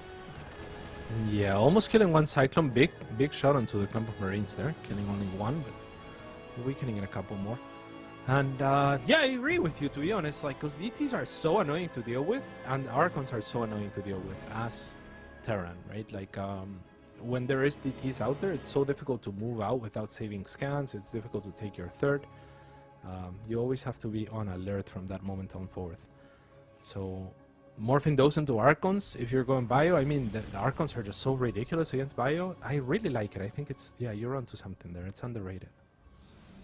Something else that's kind of neat about the DT play, and we've seen Max Pack do it a little bit, is a relatively quick, like, DT blink. Now, you don't commit super heavily. You still get your 3 bases. You still get everything.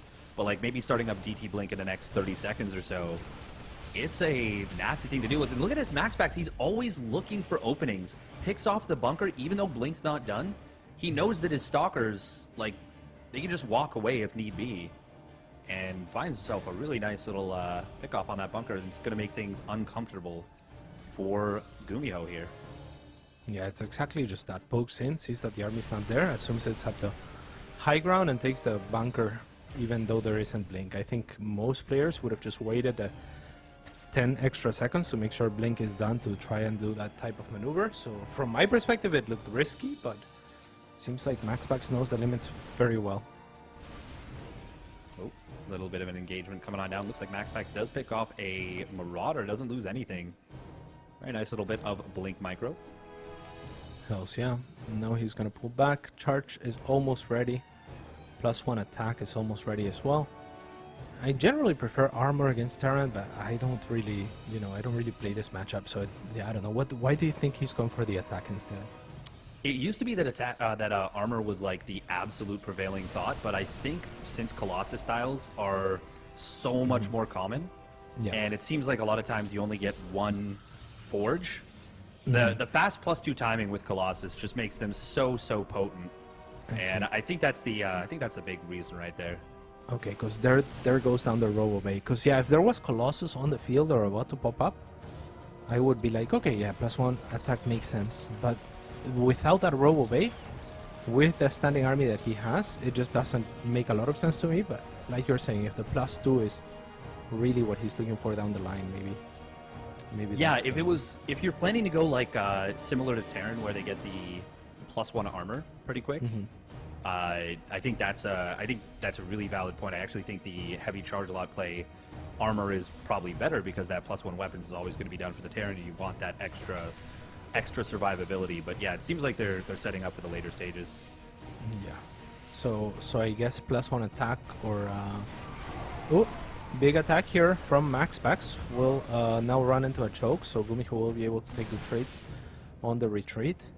But yeah, I guess so. I'm trying to understand for my own Protoss play, right? Like I guess what I would want to do is if something like if I know that I'm gonna be stable for the next few minutes and get to that Colossus and +2, and then +1 attack into +2 attack could be a strong option. And if you're maybe a little bit more worried about dying or you're not super stable, maybe armor is just overall a little bit more, more like I'm not gonna die anytime soon.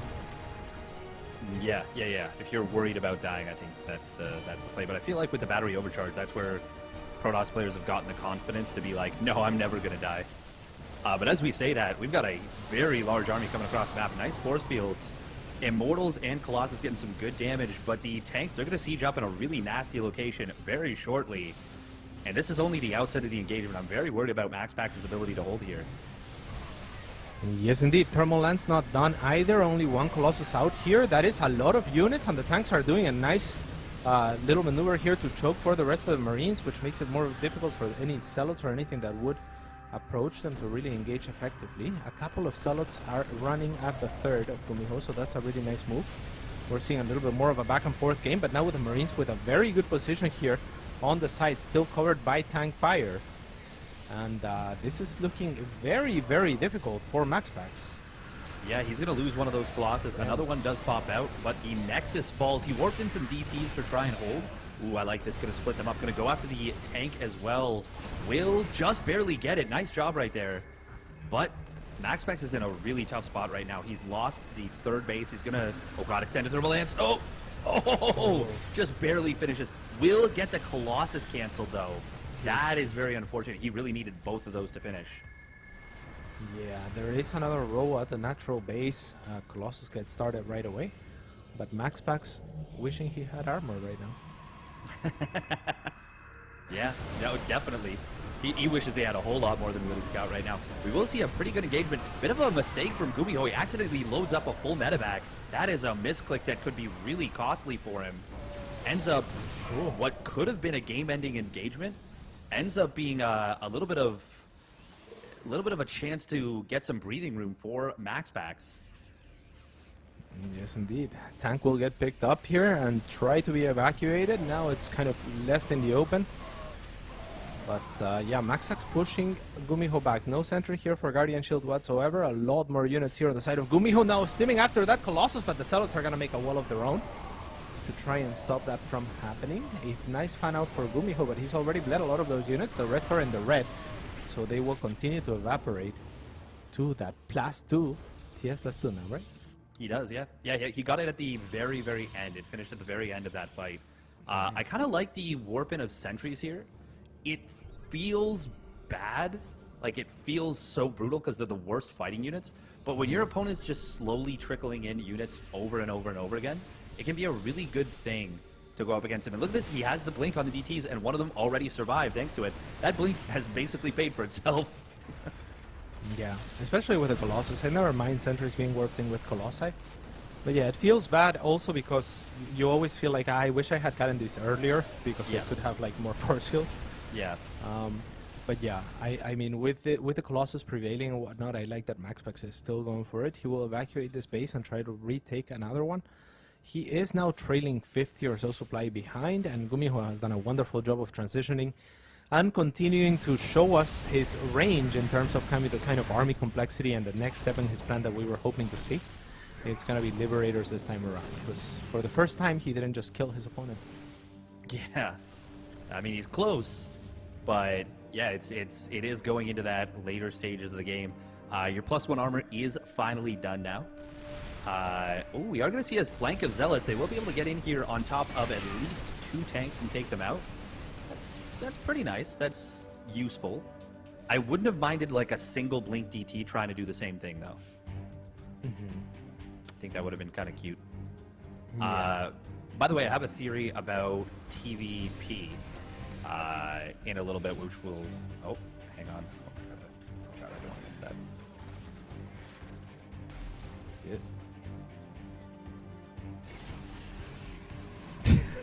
God damn. It looked like you moved away from the disruptor shot. It was massive. I was trying to dodge it, yeah. I'm just kidding. I don't think it hit anything. Okay, thank God. Oh, big Yeah. flank coming on in here. There's a lot of DTs, but nothing that hits Liberators. It's just, oh, look, he hallucinates Archons to distract. 24 probes going to go down. Oh my God. Army supplies are pretty close. What is happening right here? Arsec What does is not it? want to recognize where my cursor is. Silly computers. Silly computers going back in time again. As per usual. Now a few Stalkers will be able to clear that Liberator. The Disruptor will be exposed, or was it debated? Yeah, that was a little bit... Oh my God, what the hell? That was a little bit weird right there. Supplies are all of a sudden even, and we've got a bunch of Blink DTs on the other side of the map. Oh my God. That just killed an entire mineral line. Yeah. And Did you see the scraps just fly into the air? that was so many dead SCVs. So many Yeah. families that are going to be missing a patriarch or matriarch. Yeah, but now the DTs could get cornered here. He has to be really careful. I mean, Oh, who my corners God, who? that's a notice. Yeah, there's not enough actual units. He's just going to win the fight.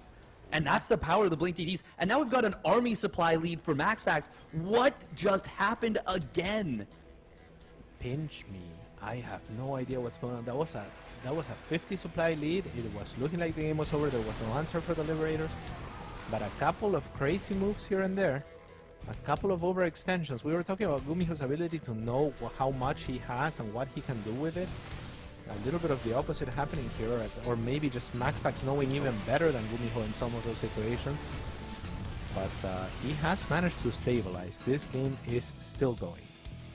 Yeah, this is absolutely crazy. Now, a couple of those DTs, MaxPax kind of pushed up a ramp into Liberators. I think really overestimated his position.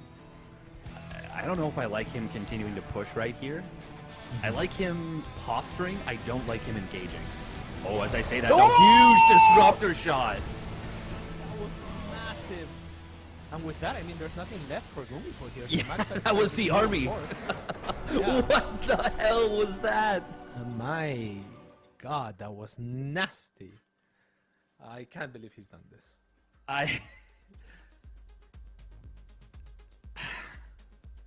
Out of 3 games of MaxPax's that we've casted, 2 of them he was completely dead. Completely dead.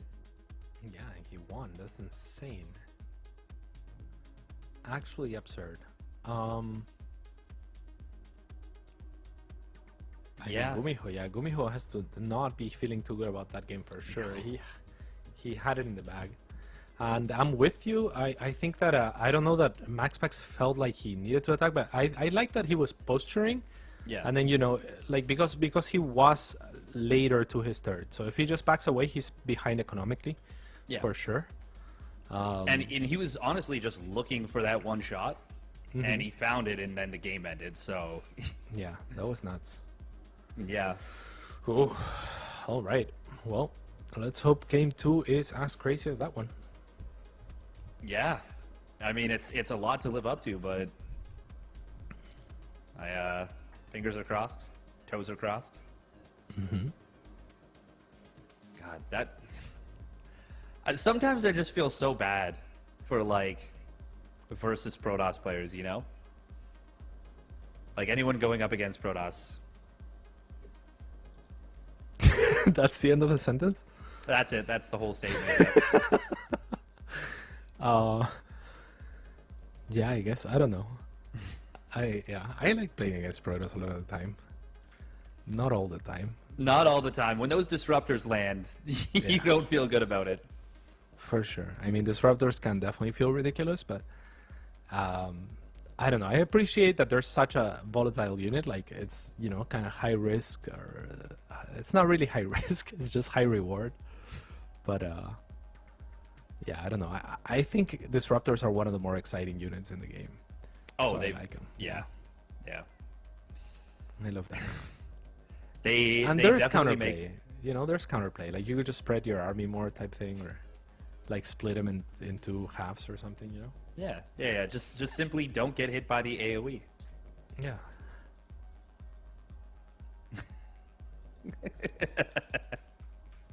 I mean, it's true. It's true. That's what you need to do.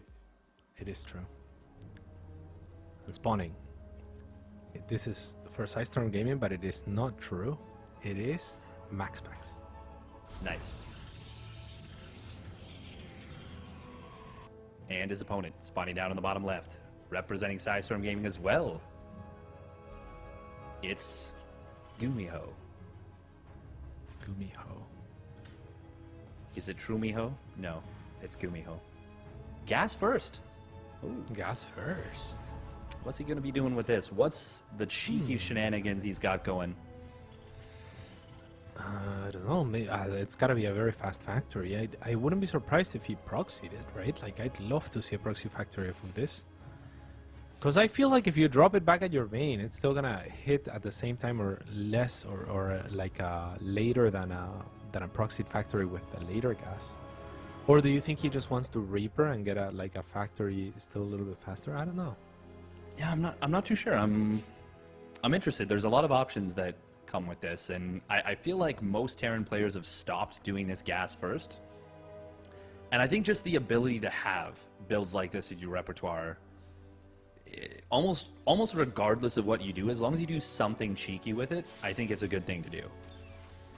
All right, it's going to be a Reaper. I mean, the Reaper's not sped up by the gas first at all. It's only going to be the follow-up in the factory. There is no SCV out there, so the factory will be in the on location at the main base. CC already on location also.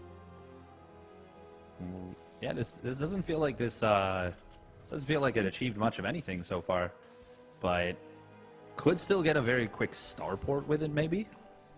I don't know. Yeah. It feels like he hasn't done much with this. Yeah, I mean, I guess it just speeds up his timings a little bit, and there must be some sort of reason for it. Oh yeah, absolutely. It's yeah, it just escapes me. I don't know what he's planning. Maybe he just wants a faster Cyclone or something, you know, like for some sort of defense. I have no idea what it is that he's accounting for with this gas. A little bit faster, but it is kind of expensive to just drop gas first, so. Yeah, it's not free. Not at all. We are going to be seeing... Oh, okay, there it is. Super fast starport built right onto the tech lab. Okay. This could be Banshee. Yeah. Could be Reaper. either Banshee or... we saw a successful Raven before as well. And MaxPax did just open DT, so that's also an alternative. Yeah, Ravens are... They're good units. They are really, really good units. Ohelion is going to not be microed, and in fact, the SCV is going to bait. Oh my God! No, he just needed to not send the SCV back, and he would have lived with everything. Yeah, that would have been crazy. That would have been so cute. Yeah, it will be Banshee. Okay. Okay. Gumiho special, like the only players that still make Banshees at the in this matchup. Yeah, and actually the gas works out nicely for him to get Cloak as soon as he starts the Banshee as well. So there's something there. That mine hidden by the command center, very difficult to see. Maxplex is gonna fall for that. Getting bamboozled, but man, if that mine, if that went off on a probe or something, this would be a very, very difficult situation to deal with. And he actually even had a probe coming across the map. I wonder if it was in an effort to bait out the mine later. As it is, though, he's going to lose this Stalker. And the probe. Ugh. Ooh, but not in the right order. Why did he target this? Oh my! And now the Stalker survives. That Stalker was not supposed to live. He was not. I mean, yeah, that Hellion shot priority was really off by Gumiho there. Now the very low Stalker that should have already died sacrifices himself to the mine to make sure that his other two Stalkers can poke, but there's a tank out, so they will have to retreat. The idea was there still. Yeah, it was. We're going to see this Banshee coming across the map. Shield battery is being constructed now, but I don't think it's going to be done in... it's good. If he goes right forward, he might get 1 or 2 probes, but other than that, he shouldn't get 1 or much. 2 probes for sure. Maybe 3? Oh, no. Nope, just the 2. Still, not bad. Better, and the fact that his opponent built the shield battery, that's going to feel good for Gumiho. You think so? I mean, getting 2 probes knowing that your opponent built a shield battery, overall, is it worth it? No, not yet. But he'll have the second Banshee, and maybe he can rally these together and, one-shot probes with that. For now, I think he just needs to keep them kind of in a corner, like parked between bases, representing threat. For sure. This probe will go down to the second Banshee. Second Banshee does reveal itself. The pylon goes down in its face, which means it's going to be able to get it cancelled. Second pylon in just about the same exact location as the first Banshee goes into the natural, but it has no business going into a shield battery on its own. Oh, what a waste. Oh, he could have just parked it between the bases here. Yeah, and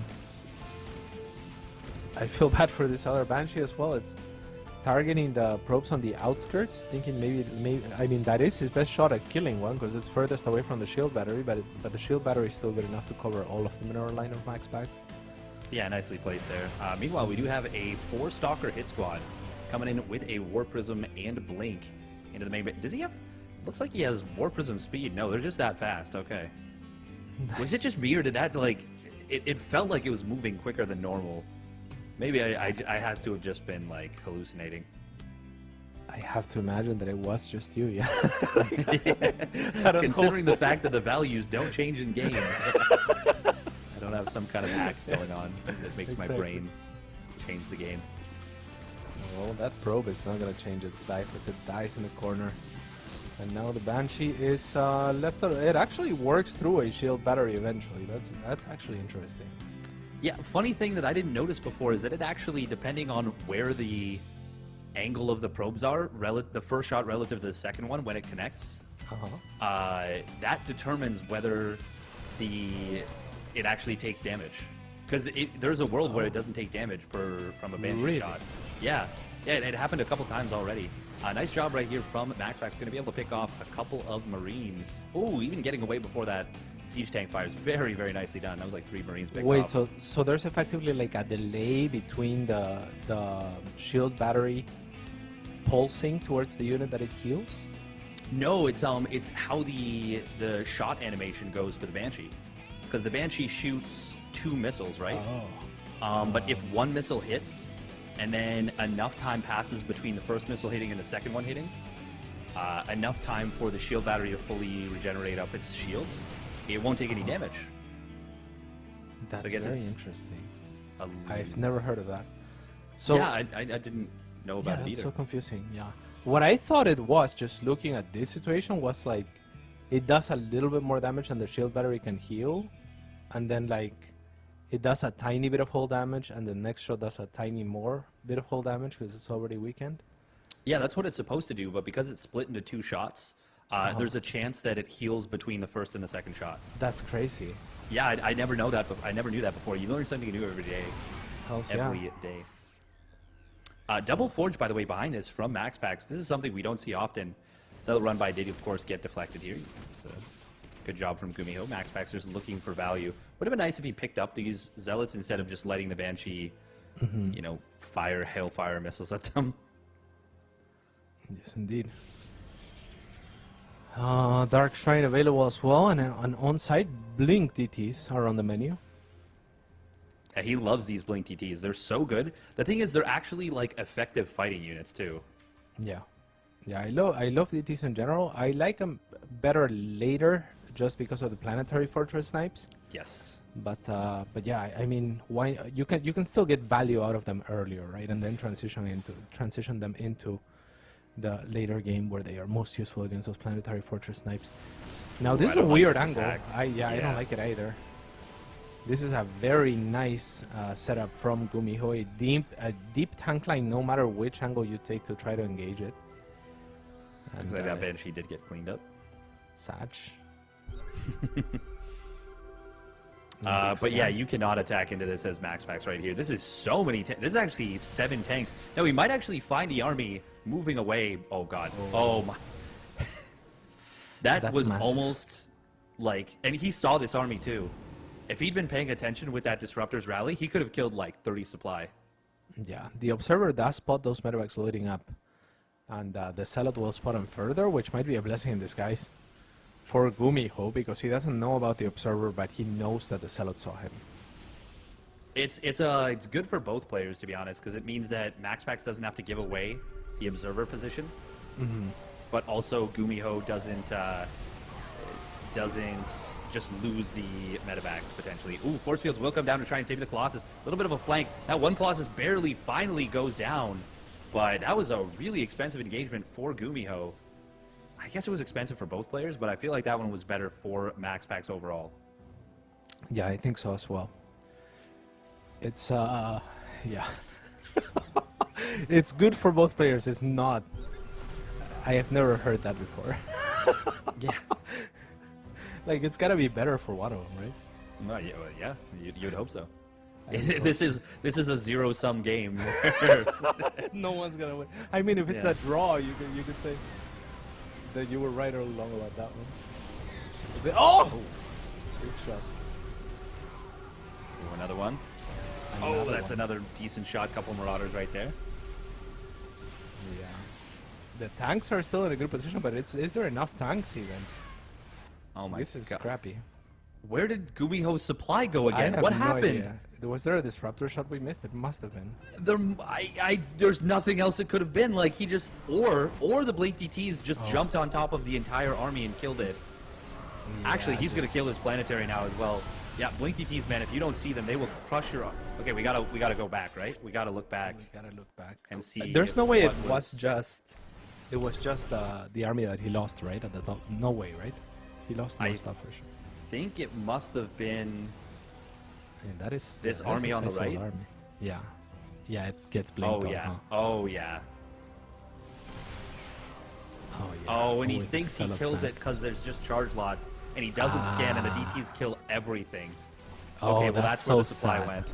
Wait. Can we look at that from Gumiho's perspective? Because he probably looks at that engagement, yeah, sure. And like you said, he just says, "Oh, there's charge lots. Stim," and look somewhere else, right?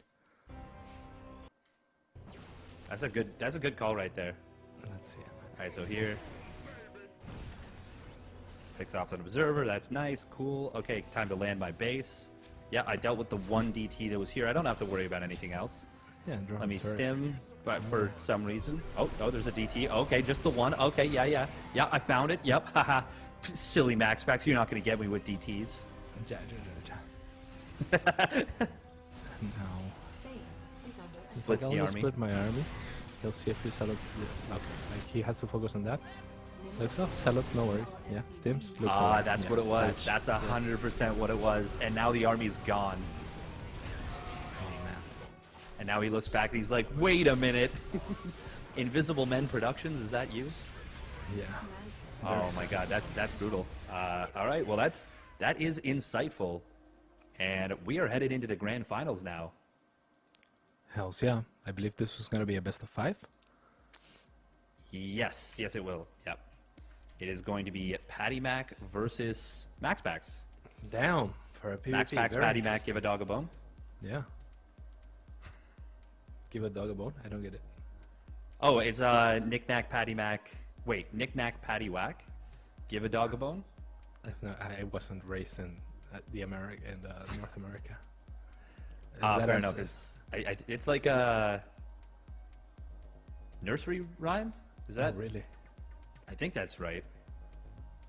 Okay. Yeah, Well, maybe someone nursery in rhyme. chat- Yeah. Nursery rhyme is like you just tell it to babies. I guess so. Cool. Yeah. But like that wouldn't make sense because as a baby I wouldn't have remembered that story. So they must have told me for at least No, a but little you've probably bit period heard afterwards. it being told to other babies. Oh, that's a good point. Yeah. That's a good point. Or maybe I really did remember it as a baby. Oh, Yeah. that would be cool. I just had no idea. Yeah. Yeah, I never remember stuff from when I was a baby. I almost drowned in a pool. I remember that, but only because I've been told. That That's I jumped crazy. in a pool. I almost drowned in a pool as well. Really? That's cool. Yeah. We're drown brothers. Well, fortunately not, but we're almost, yeah. So I have this thing where the cold just really gets to me. Like I can't go into like I can, but I don't go into very cold pools, for example. You know? Yeah. Like they need to be like kind of warm, you know. So the story that I was told and what like because I've been told the story, I've made a construction in my mind where I kind of remember something, but I don't know if it's just what I imagine happened based on the story that I was told or if I actually remember something. Does that make sense? But basically I was taking swimming lessons at some point and I jumped into the pool and I was like 4 or something like that, and then the pool was too cold, or like maybe less, like 3, I don't know, and the pool was too cold, so I just drowned to the bottom, and then my mom jumped in and she saved me. Nice. Yeah. For me, it was my.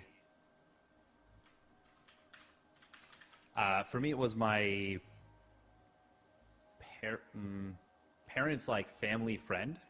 Yeah, like leapt into the pool and picked me up. Apparently, I just sunk like a stone, like absolutely just dropped straight to the bottom, like what you're describing. I'm just like, oh. Like your parents' friend tried to kill you? No, he saved me. No. Oh, yeah. oh, okay. That would have been really messed up. I don't think I would have referred to him as my he parents' just friend. threw you. I thought he Oh just yeah, threw you. he just tied something to my leg. So and wait, just you dropped me in. you went in the pool and then you started drowning. How?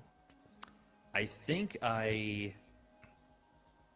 had like eaten cheesecake or something, and it like made me unable to swim somehow. I don't know, but I just remember like I can still like picture it like drowning, like starting to drown. And That's the pretty weirdest part of it is that it's not like a fear. Like I wasn't afraid of it. It just happened. Yeah, of course. I mean, I think if you're young enough, and there's the fear of death is probably not too not too ingrained in you.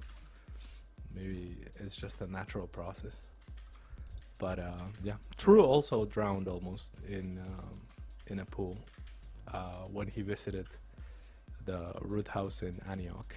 So Oh, he almost at that time, like when he was a fully grown adult. Yeah, but he doesn't know how to swim still. Oh, So that was his issue. So we had a place that we jumped up into the pool from up high, it's like an older house, and this guy like made his own. We can do intros here first. Spawning in the grand final, spawning in the top left-hand side for Storm Gaming. It is Max Pax. And his opponent, spawning down the bottom right, in his first appearance in a grand finals ever, it is representing the Cranky Ducklings, Patty Mac. In the blue, another player who's been on a pretty steady rise. Another one. He's been improving quite impressively. Yeah. And he plays his own style too. Like, he loves going for, double Stargate Phoenix transitions, for example, at random times. He plays a pretty cool style. No doubt. Is this... Yeah.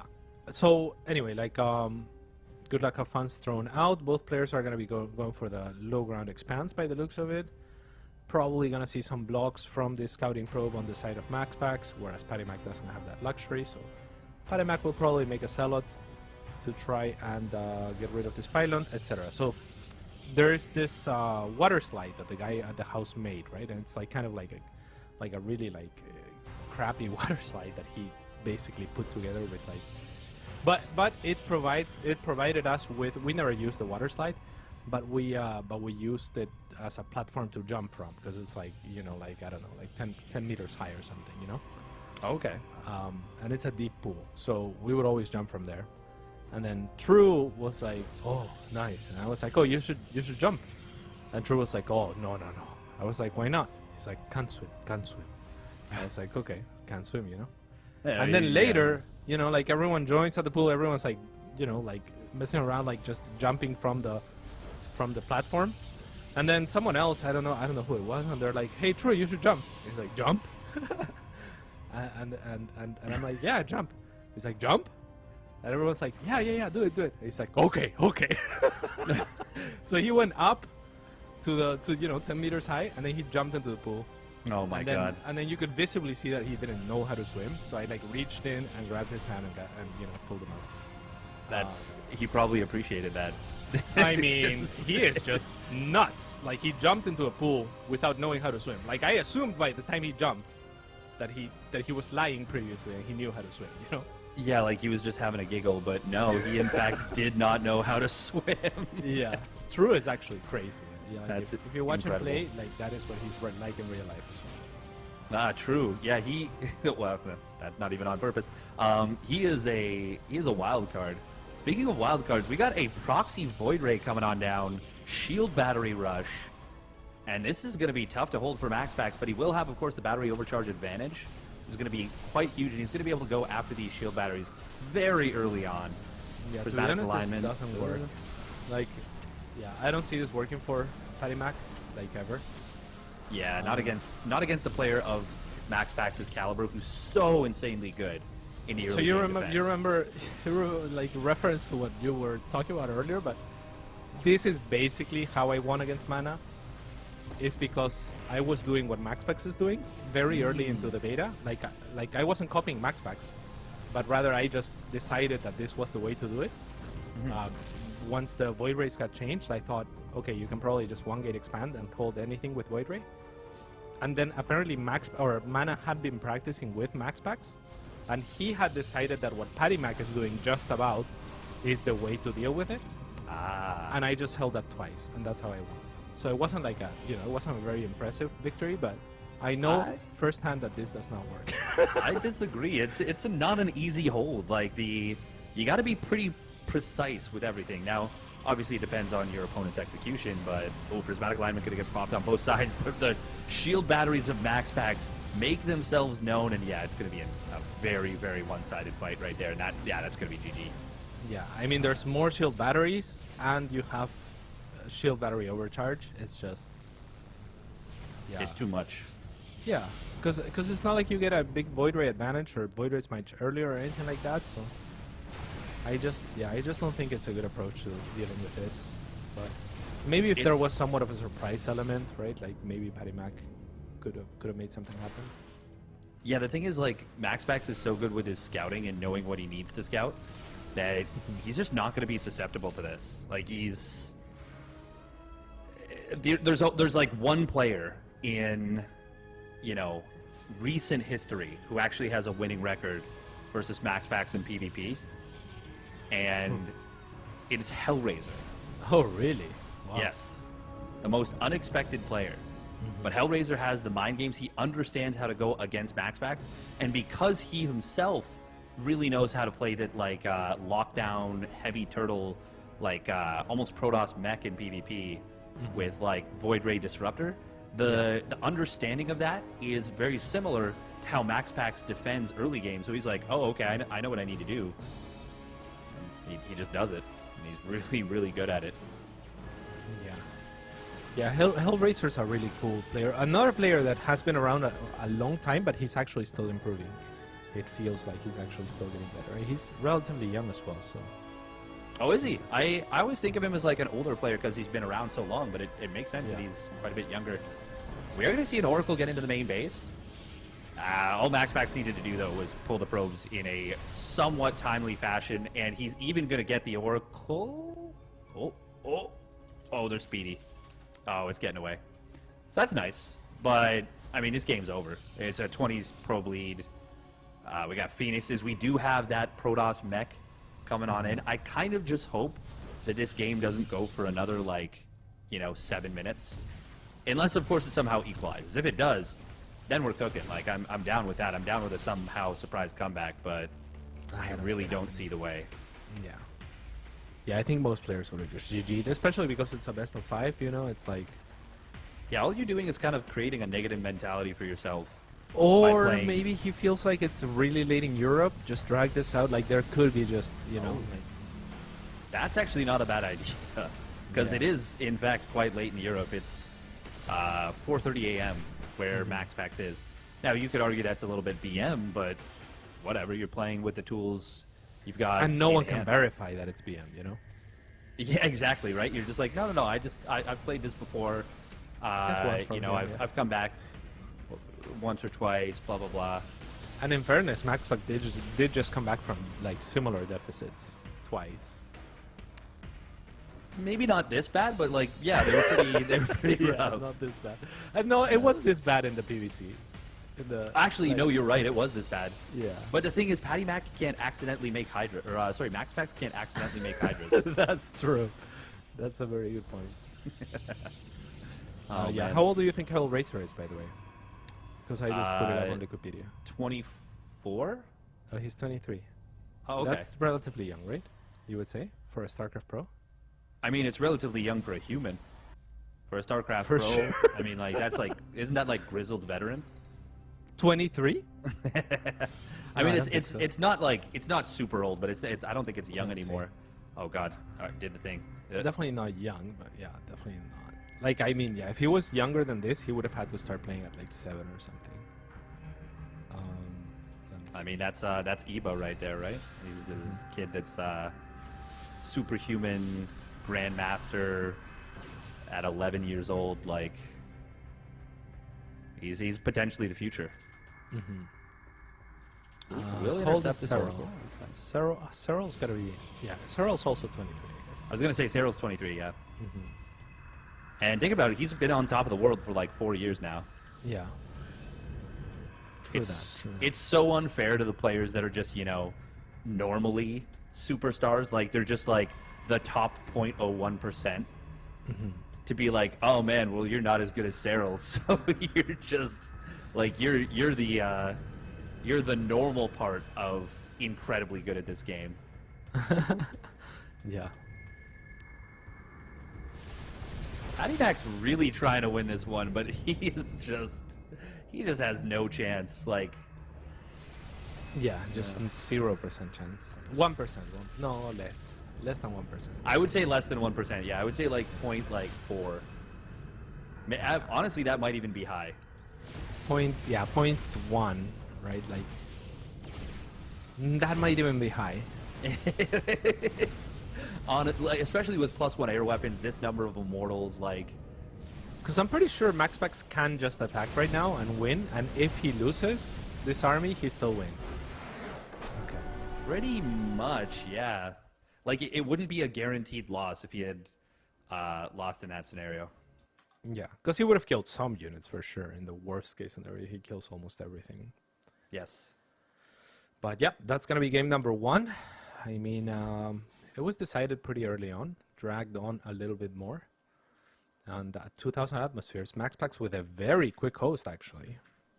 Yeah, that was quite quick. That was a speedy one, a zippy one. It sure was. Now we're looking. Do you think Patty Mac will ask for a break? Then, like, we're just looking to confirm the theory that he's looking to drag out the series, you know? I don't think he will.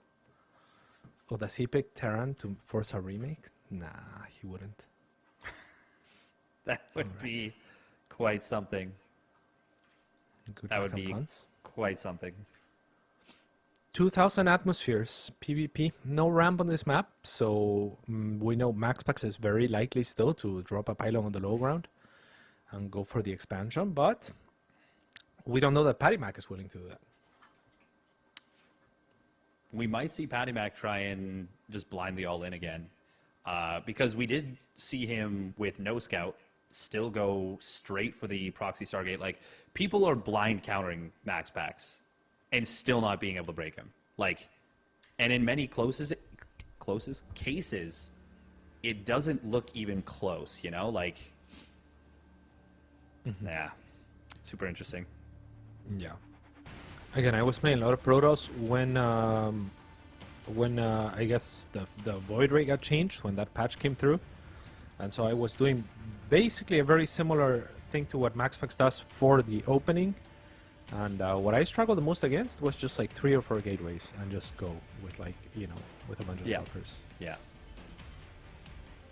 That's, I think right now, the strongest thing you can do against MaxPax if you're going to try and all in him is to represent that threat, but get a really quick Twilight Council. And once you've fought at the front for a while, you've picked off some frontline buildings, you've kept your units alive, behind all that, you've got Blink, and then you warp in a sentry and just kind of blink into the main base past the static defense. I think that's the best chance you have of killing Max Packs these days. Yeah. If you're going to try and do it with a one base play. Yeah, or someone that was very good actually with Threshold, similar to what we were talking about with Gumiho just breaking through the shield battery overcharge and such. Like, Hero was really good in the PvP thresholds, where he just knew exactly how many, I think it's like 11 stalkers to one-shot a stalker or something, and like there's a threshold as well to two-shot the Void Race or one-shot the Void Race. So, you know, if you know those numbers really well and you get the feel for it, then you could also just like blink in and know that it's going to take exactly 2 shots to kill a Void Race. Yeah, that can really be helpful. Part of the tricky part is managing when you can actually get, because you might have, you know, 15 stalkers, but you might only be able to get 8 of them in range of the Void Ray. You know, like, you might not be able to get all of them in range because of the Sim City. Oh, look at this. Okay, Patty Mac. Well, he just tipped his hand that he is doing something very interesting, because he just tried to catch the probe with 3 of his own probes, and MaxPax is like, no, you're not doing this. I'm gonna get scouting information. Don't try this. Yeah, 75, 100, and 110. I think we're gonna see a Cybercore being dropped here by Patty Mac. We certainly should. Yeah, you need to do that if you're gonna try and play 2-gate expand. Like, if you play 2-gate expand, you have to be able to shut this down. And if you don't, well, I mean, you're gonna any 2-base all-in you're gonna, or sorry, 1-base all-in you're gonna do is kind of gonna be slowed down by your own setup. And look at that, Patty Mac will be going for this very quick Twilight Council. Alrighty, let's see how he does with it. So MaxPax also dropped the pylon on the other side of the map to delay things further. He has not been able to take his own base at the natural expansion, so he's just having to distant mine instead with probes. Not the ideal situation for the Dane. He does have a shield battery at the front, so stalkers in small numbers are going to be mostly ineffective here. Yeah, I would definitely say so. They're going to have a rough go of things. Now, yeah, he's just going to go straight for the blink. Against this, it's actually, the defense for MaxPax becomes a lot more complicated. 1, you need to not take too much damage early on. And 2, you still need to be able to get enough up in the main base that you can actually prevent anything from, like, kind of snowballing in there. Oh, no shield battery. Oh, this is bad. This is really bad. The Stalker's out of position, too. They were just not quite in the right place, and already 4 probes going down. Well, that's going to make this attack so much weaker. So much weaker for Patty Mac. Yeah. And actually, did MaxPax scout the Twilight Council? He has not scouted the Twilight Council. Came pretty close. Did drop a revelation, sees the additional gateway, and this will be enough to let him know, like, yeah, here's what's coming. Now, photon cannons coming on down. He got the very quick forge. I'm very worried for Patty Mac in this game number 2. It is a worrisome situation as another shield battery goes down on the side of MaxPax. The second Void Ray has arrived, and the Stalker numbers are not going to be there yet for Patty Mac. He needs to hit those thresholds that we were talking about. Right now, he has a total of 6 Stalkers, so he could 2-shot Stalkers rather easily. Void Rays are going to be off the cards, but with the shield battery, actually, he can't even 2-shot Stalkers. Yeah, you're looking for chip damage as much as you can find, and I mean he uses Blink quite nicely, but what does he really do there? He trades a little bit of hull for a little bit of shield battery energy. I'm actually gonna do a little bit of maths here. I'm gonna find out how many Stalkers it takes. Oh, perfect. We are going to be seeing third Void Ray is on the map here for MaxPax. He's kept his battery overcharge in reserve. He's kept his prismatic alignments in reserve. Very bold blink forward. Will not get that Void Ray. Will get it low, but he loses one of the Stalkers. And baits out all 3 prismatic alignments. We did see earlier in the day MaxPax was doing a good job of toggling his prismatic alignment. Well, I guess not toggling, actually. Oh, another bold blink forward. Will get 1 Void Ray eventually, but he's going to lose all the Stalkers potentially. Only a couple of them getting out. That was 6 Stalkers for 1 Void Ray, and hull damage on another. That's not worth. No bueno, my friend. And apparently Stalkers have +1 armor as well, right? Is it? So with 1 armor, they have 160 HP total counting shields, and they do 13 damage. Is that? I think that's the correct stat. So I think you need like over 13 or 14 Stalkers to one-shot a Stalker. No, they do bonus damage versus armor. Oh, I see. I think they do +4 maybe. 5. +5? That's a lot. Yeah, according to Wikipedia, yeah. So that yeah, it does should sound be right, 11 or so. Robotics facility coming on down behind us from MaxPax. He is a little bit supply blocked, but he's chilling. He's doing very, very well. And he only has 1 warp gate worth of production anyways. Patty Mac does have a Nexus behind this, but he's down 10 workers. He's down... Oh, it's like 9 Stalkers. A lot of 9 Stalkers? Okay, that makes sense. Oh, maybe not. No, because they have 1 armor. So it's 18 damage minus 1, so it's 17 damage, right? So well, after the shield divided by 17. Oh, what the hell? Right. Yeah, okay. So it's got to be like 10 Stalkers, yeah. 10 or 11, yeah. Different armor values. Yeah, I think it might be 10. Prismatic alignment getting popped right there. Does take down a Stalker instantly.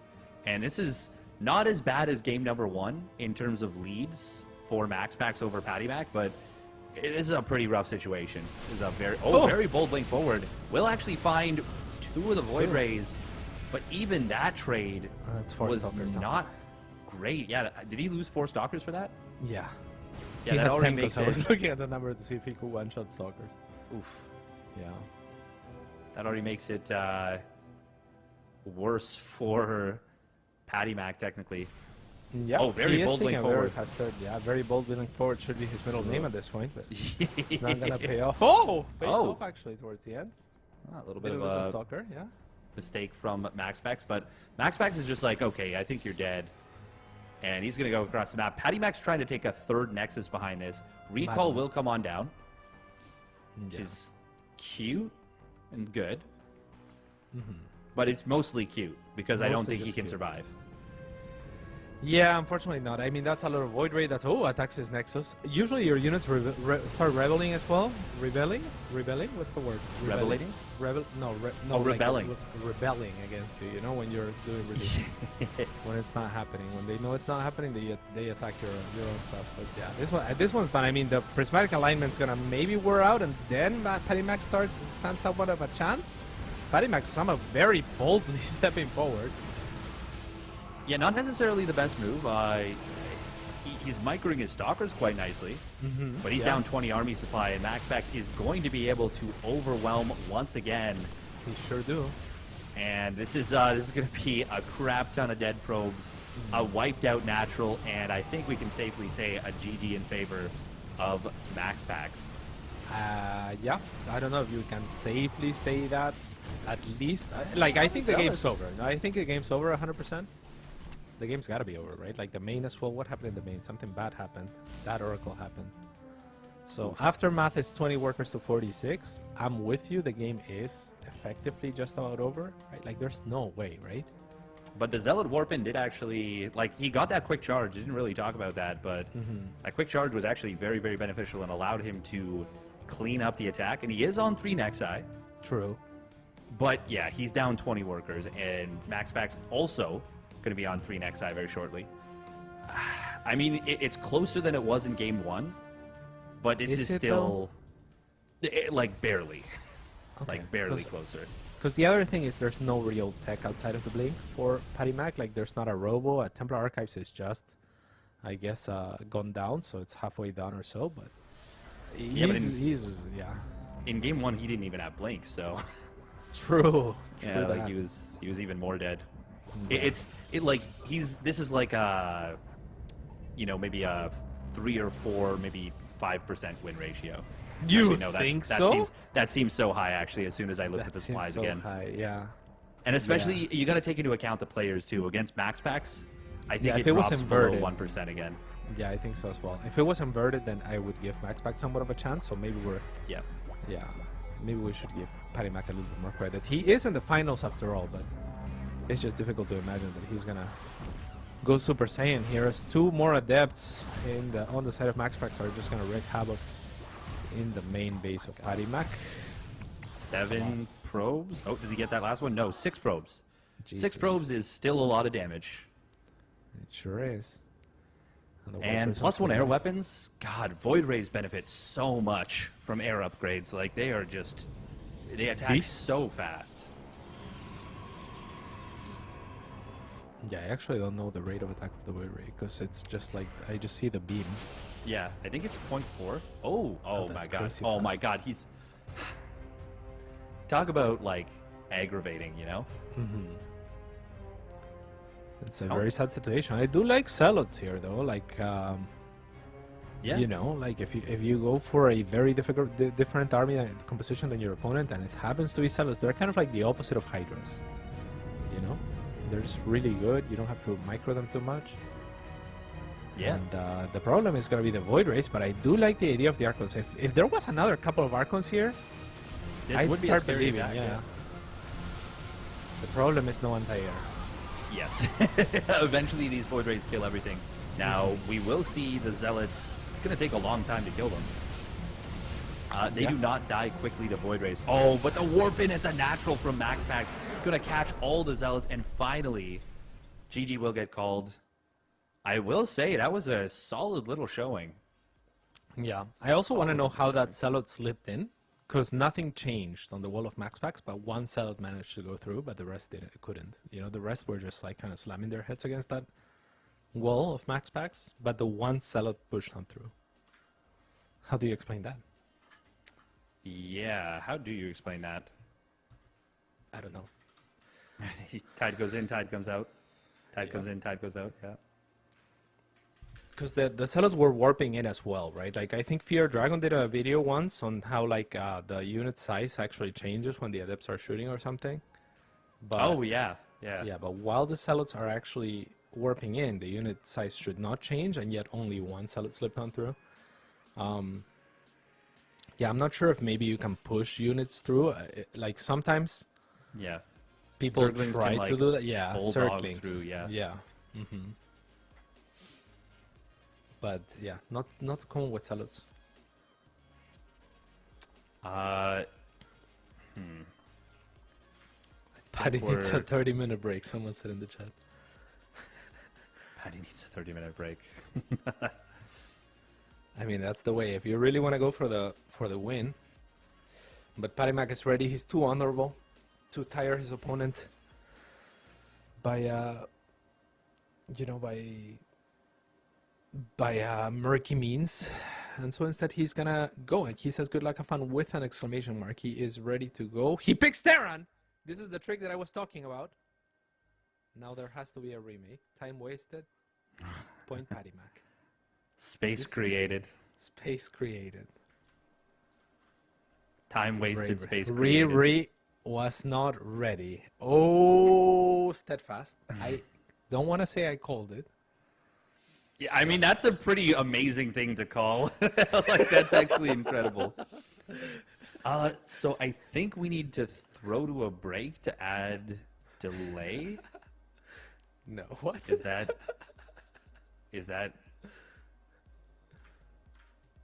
Okay, I think he's a little bit late to be doing that at this point. We're ready. We're ready. That's fine. I mean, there's no way. No, that was just obviously coincidence. But it was a good strategy. I mean, if you're looking to tire your opponent, you know, you mistakenly pick Terran. The other option is something like, I just had, you know, some burritos, lots of beans, be right back. You know? And refuse to explain further. Yeah, refuse to explain further, come back in 30 minutes. Hey, what do you mean you walked me over? Oh. All right. So it's been a long day, all things considered. It is nearly 11 here. And we are ready to go. The next map is going to be Pride of Altaris Ladder Edition. Likely, but not definitely, the last map of this tournament, as we are in the finals and leading 2-0 in the bottom right-hand side of the map. It is for Storm Gaming, Max Pax.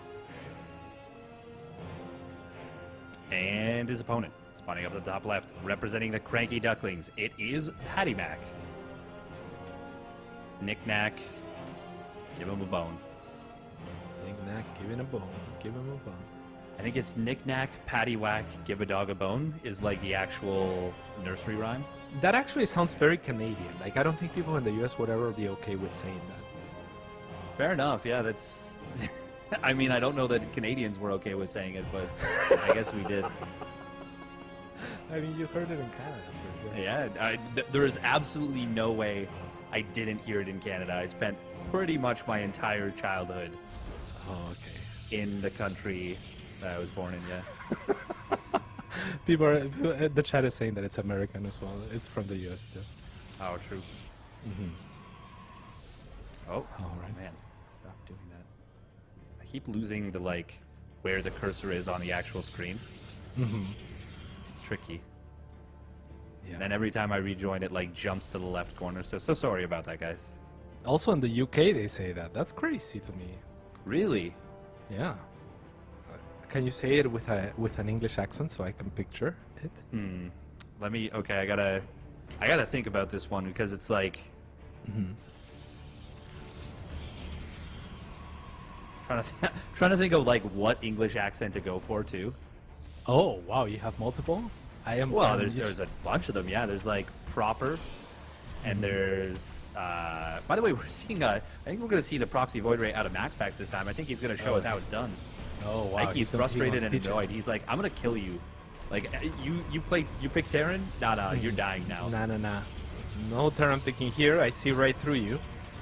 Is what MaxPax is saying. I see your evil plans. Knick-knack, patty-mac. No, that's not even I like... that. I like it. I liked it. That was a very that was a grizzled Englishman, like in an upscale party. That's the thing is there's a lot of different English accents. There's like Cockney, which I guess is not English, but like UK area. There's like proper. There's a little more gruff. There's a lot of like different ways you can speak. It's weird to think that there's like almost dialects of English. Yeah, but they're no, kind of for are. sure. Oh, no doubt. I mean, in the US, there's so many different ways of speak. In Latin true. America, every country is wildly different in how they in their accents and whatnot. This seller is just not having a good time here. All right. It's not happy to be there. We are going to be seeing a pylon getting targeted down. Is there a shield battery overcharge? He needs to pop that, I think, to save this. If Yeah, that he goes will. down, it might... Okay, there we go. He does pop it. Trying to save it for as long as he could, but if that had gone down, that would have this been is so game, clever, I think, though. because that would have canceled Warp Gate. But look at how smart this is, because the shield battery overcharge does reach. I was wondering. Okay. I thought it was out of range because it wasn't healing it for a bit. So Patty Mac just with a little bit of an oversight, not healing the cybernetics God. core fast enough. Yeah, it's interesting that he went for the 2 gates behind this. This is a really interesting response to what MaxPax is doing. We're going to see MaxPax picking the fight here, utilizing his shield batteries, trying to get the kills on those stalkers, not able to do so. But during this whole thing, he will eventually kill the cybernetics core. Patty Mac already rebuilding, which is nice, but... Yeah, Oh, but, nice but that's force field. so very nice force field. That is so huge because it's stalkers that he's relying on. But yeah, like you said, Patty Mac with the foresight to know that it was gonna fall already has a cyber core remade. Now trying to step on forward a little bit too far, perhaps not during prismatic alignment. He should not be doing that. As the Void Ray barely survives, and now the rest of the Void Rays are here to help. So a lot of damage output on the side of MaxPax. However, next shield battery overcharge should be ready in the vicinity of time here. So Yeah, this is a problem. Now the double adept will get into the main base, and of course that's the one of the risks of losing the wall. Oh, can't get the no, he can't get any more. 3 probes do go down. That's actually not that bad. The shield batteries, for a Patty couple Mac, of I them are only powered, I think, by a single pylon. And one of these gateways will fall. This is actually a big problem. Oh, prismatic alignment does get, well, is it really baited out when it's going to kill both structures? ooh. Yeah, gotta be careful of your Patty Mac. I wouldn't mind him just massing stalkers, but he really wants to take these fights. And he will take down 1 Void Ray, but it'll cost him a lot. Now hallucinated stalkers at the front as well. It's halluce. There's plenty of shield battery energy for MaxPax to fall back to, so it's looking more and more difficult for Patty Mac. And he's now on 1 gate. And that's just not going to be enough against this.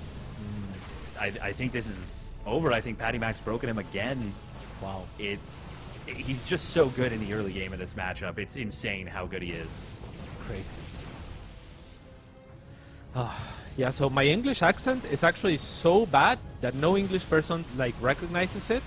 My Australian accent is the same as the English accent, and the Australians think it's like not Australian, you know, like it's just I think I've retired all of my accents. But it's gonna be MaxPax closing out that game as expected with a 3-0 in the grand finals to earn himself another victory in this Open Cup. So he's gonna be up there with Big Gabe, or is he past Big Gabe already? In terms of how many times he's won? Oh, no, not even close. He's like, this is probably his 7th or 8th. I think Cest is up there, right? Zest actually did just pass Big Gabe. Oh, he nice. passed him at like, I think 41. 41 wins, and I think Big Gabe has 40. I think this puts MaxPax, it puts him in like the high single digits, as far as I can tell. Single digits, really? Well, it took like a really, really long time for him or to low switch double on. digits. It might be like 11 or 12. It could be. Okay, but it yeah, took I him a could really see that. long time to win one, and then Okay. he won. Like a Like- bunch in a row. Yeah. Yeah, he won like 6 over the course of a 10-week period or something. Yeah. Yeah, that's what I saw, so I just assumed. Yeah. But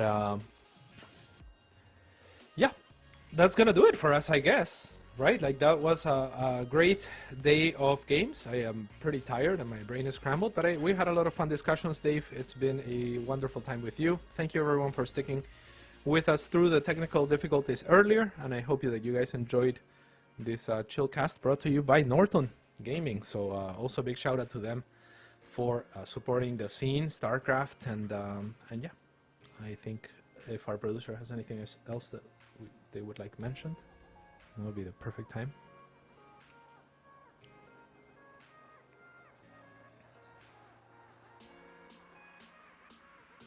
Alrighty, Dave. Thank you very much for once again bringing us on here. Norton Gaming, we really appreciate it. Obviously, it was a pleasure to be casting alongside you cats. Always love it. I know you're going to be heading up.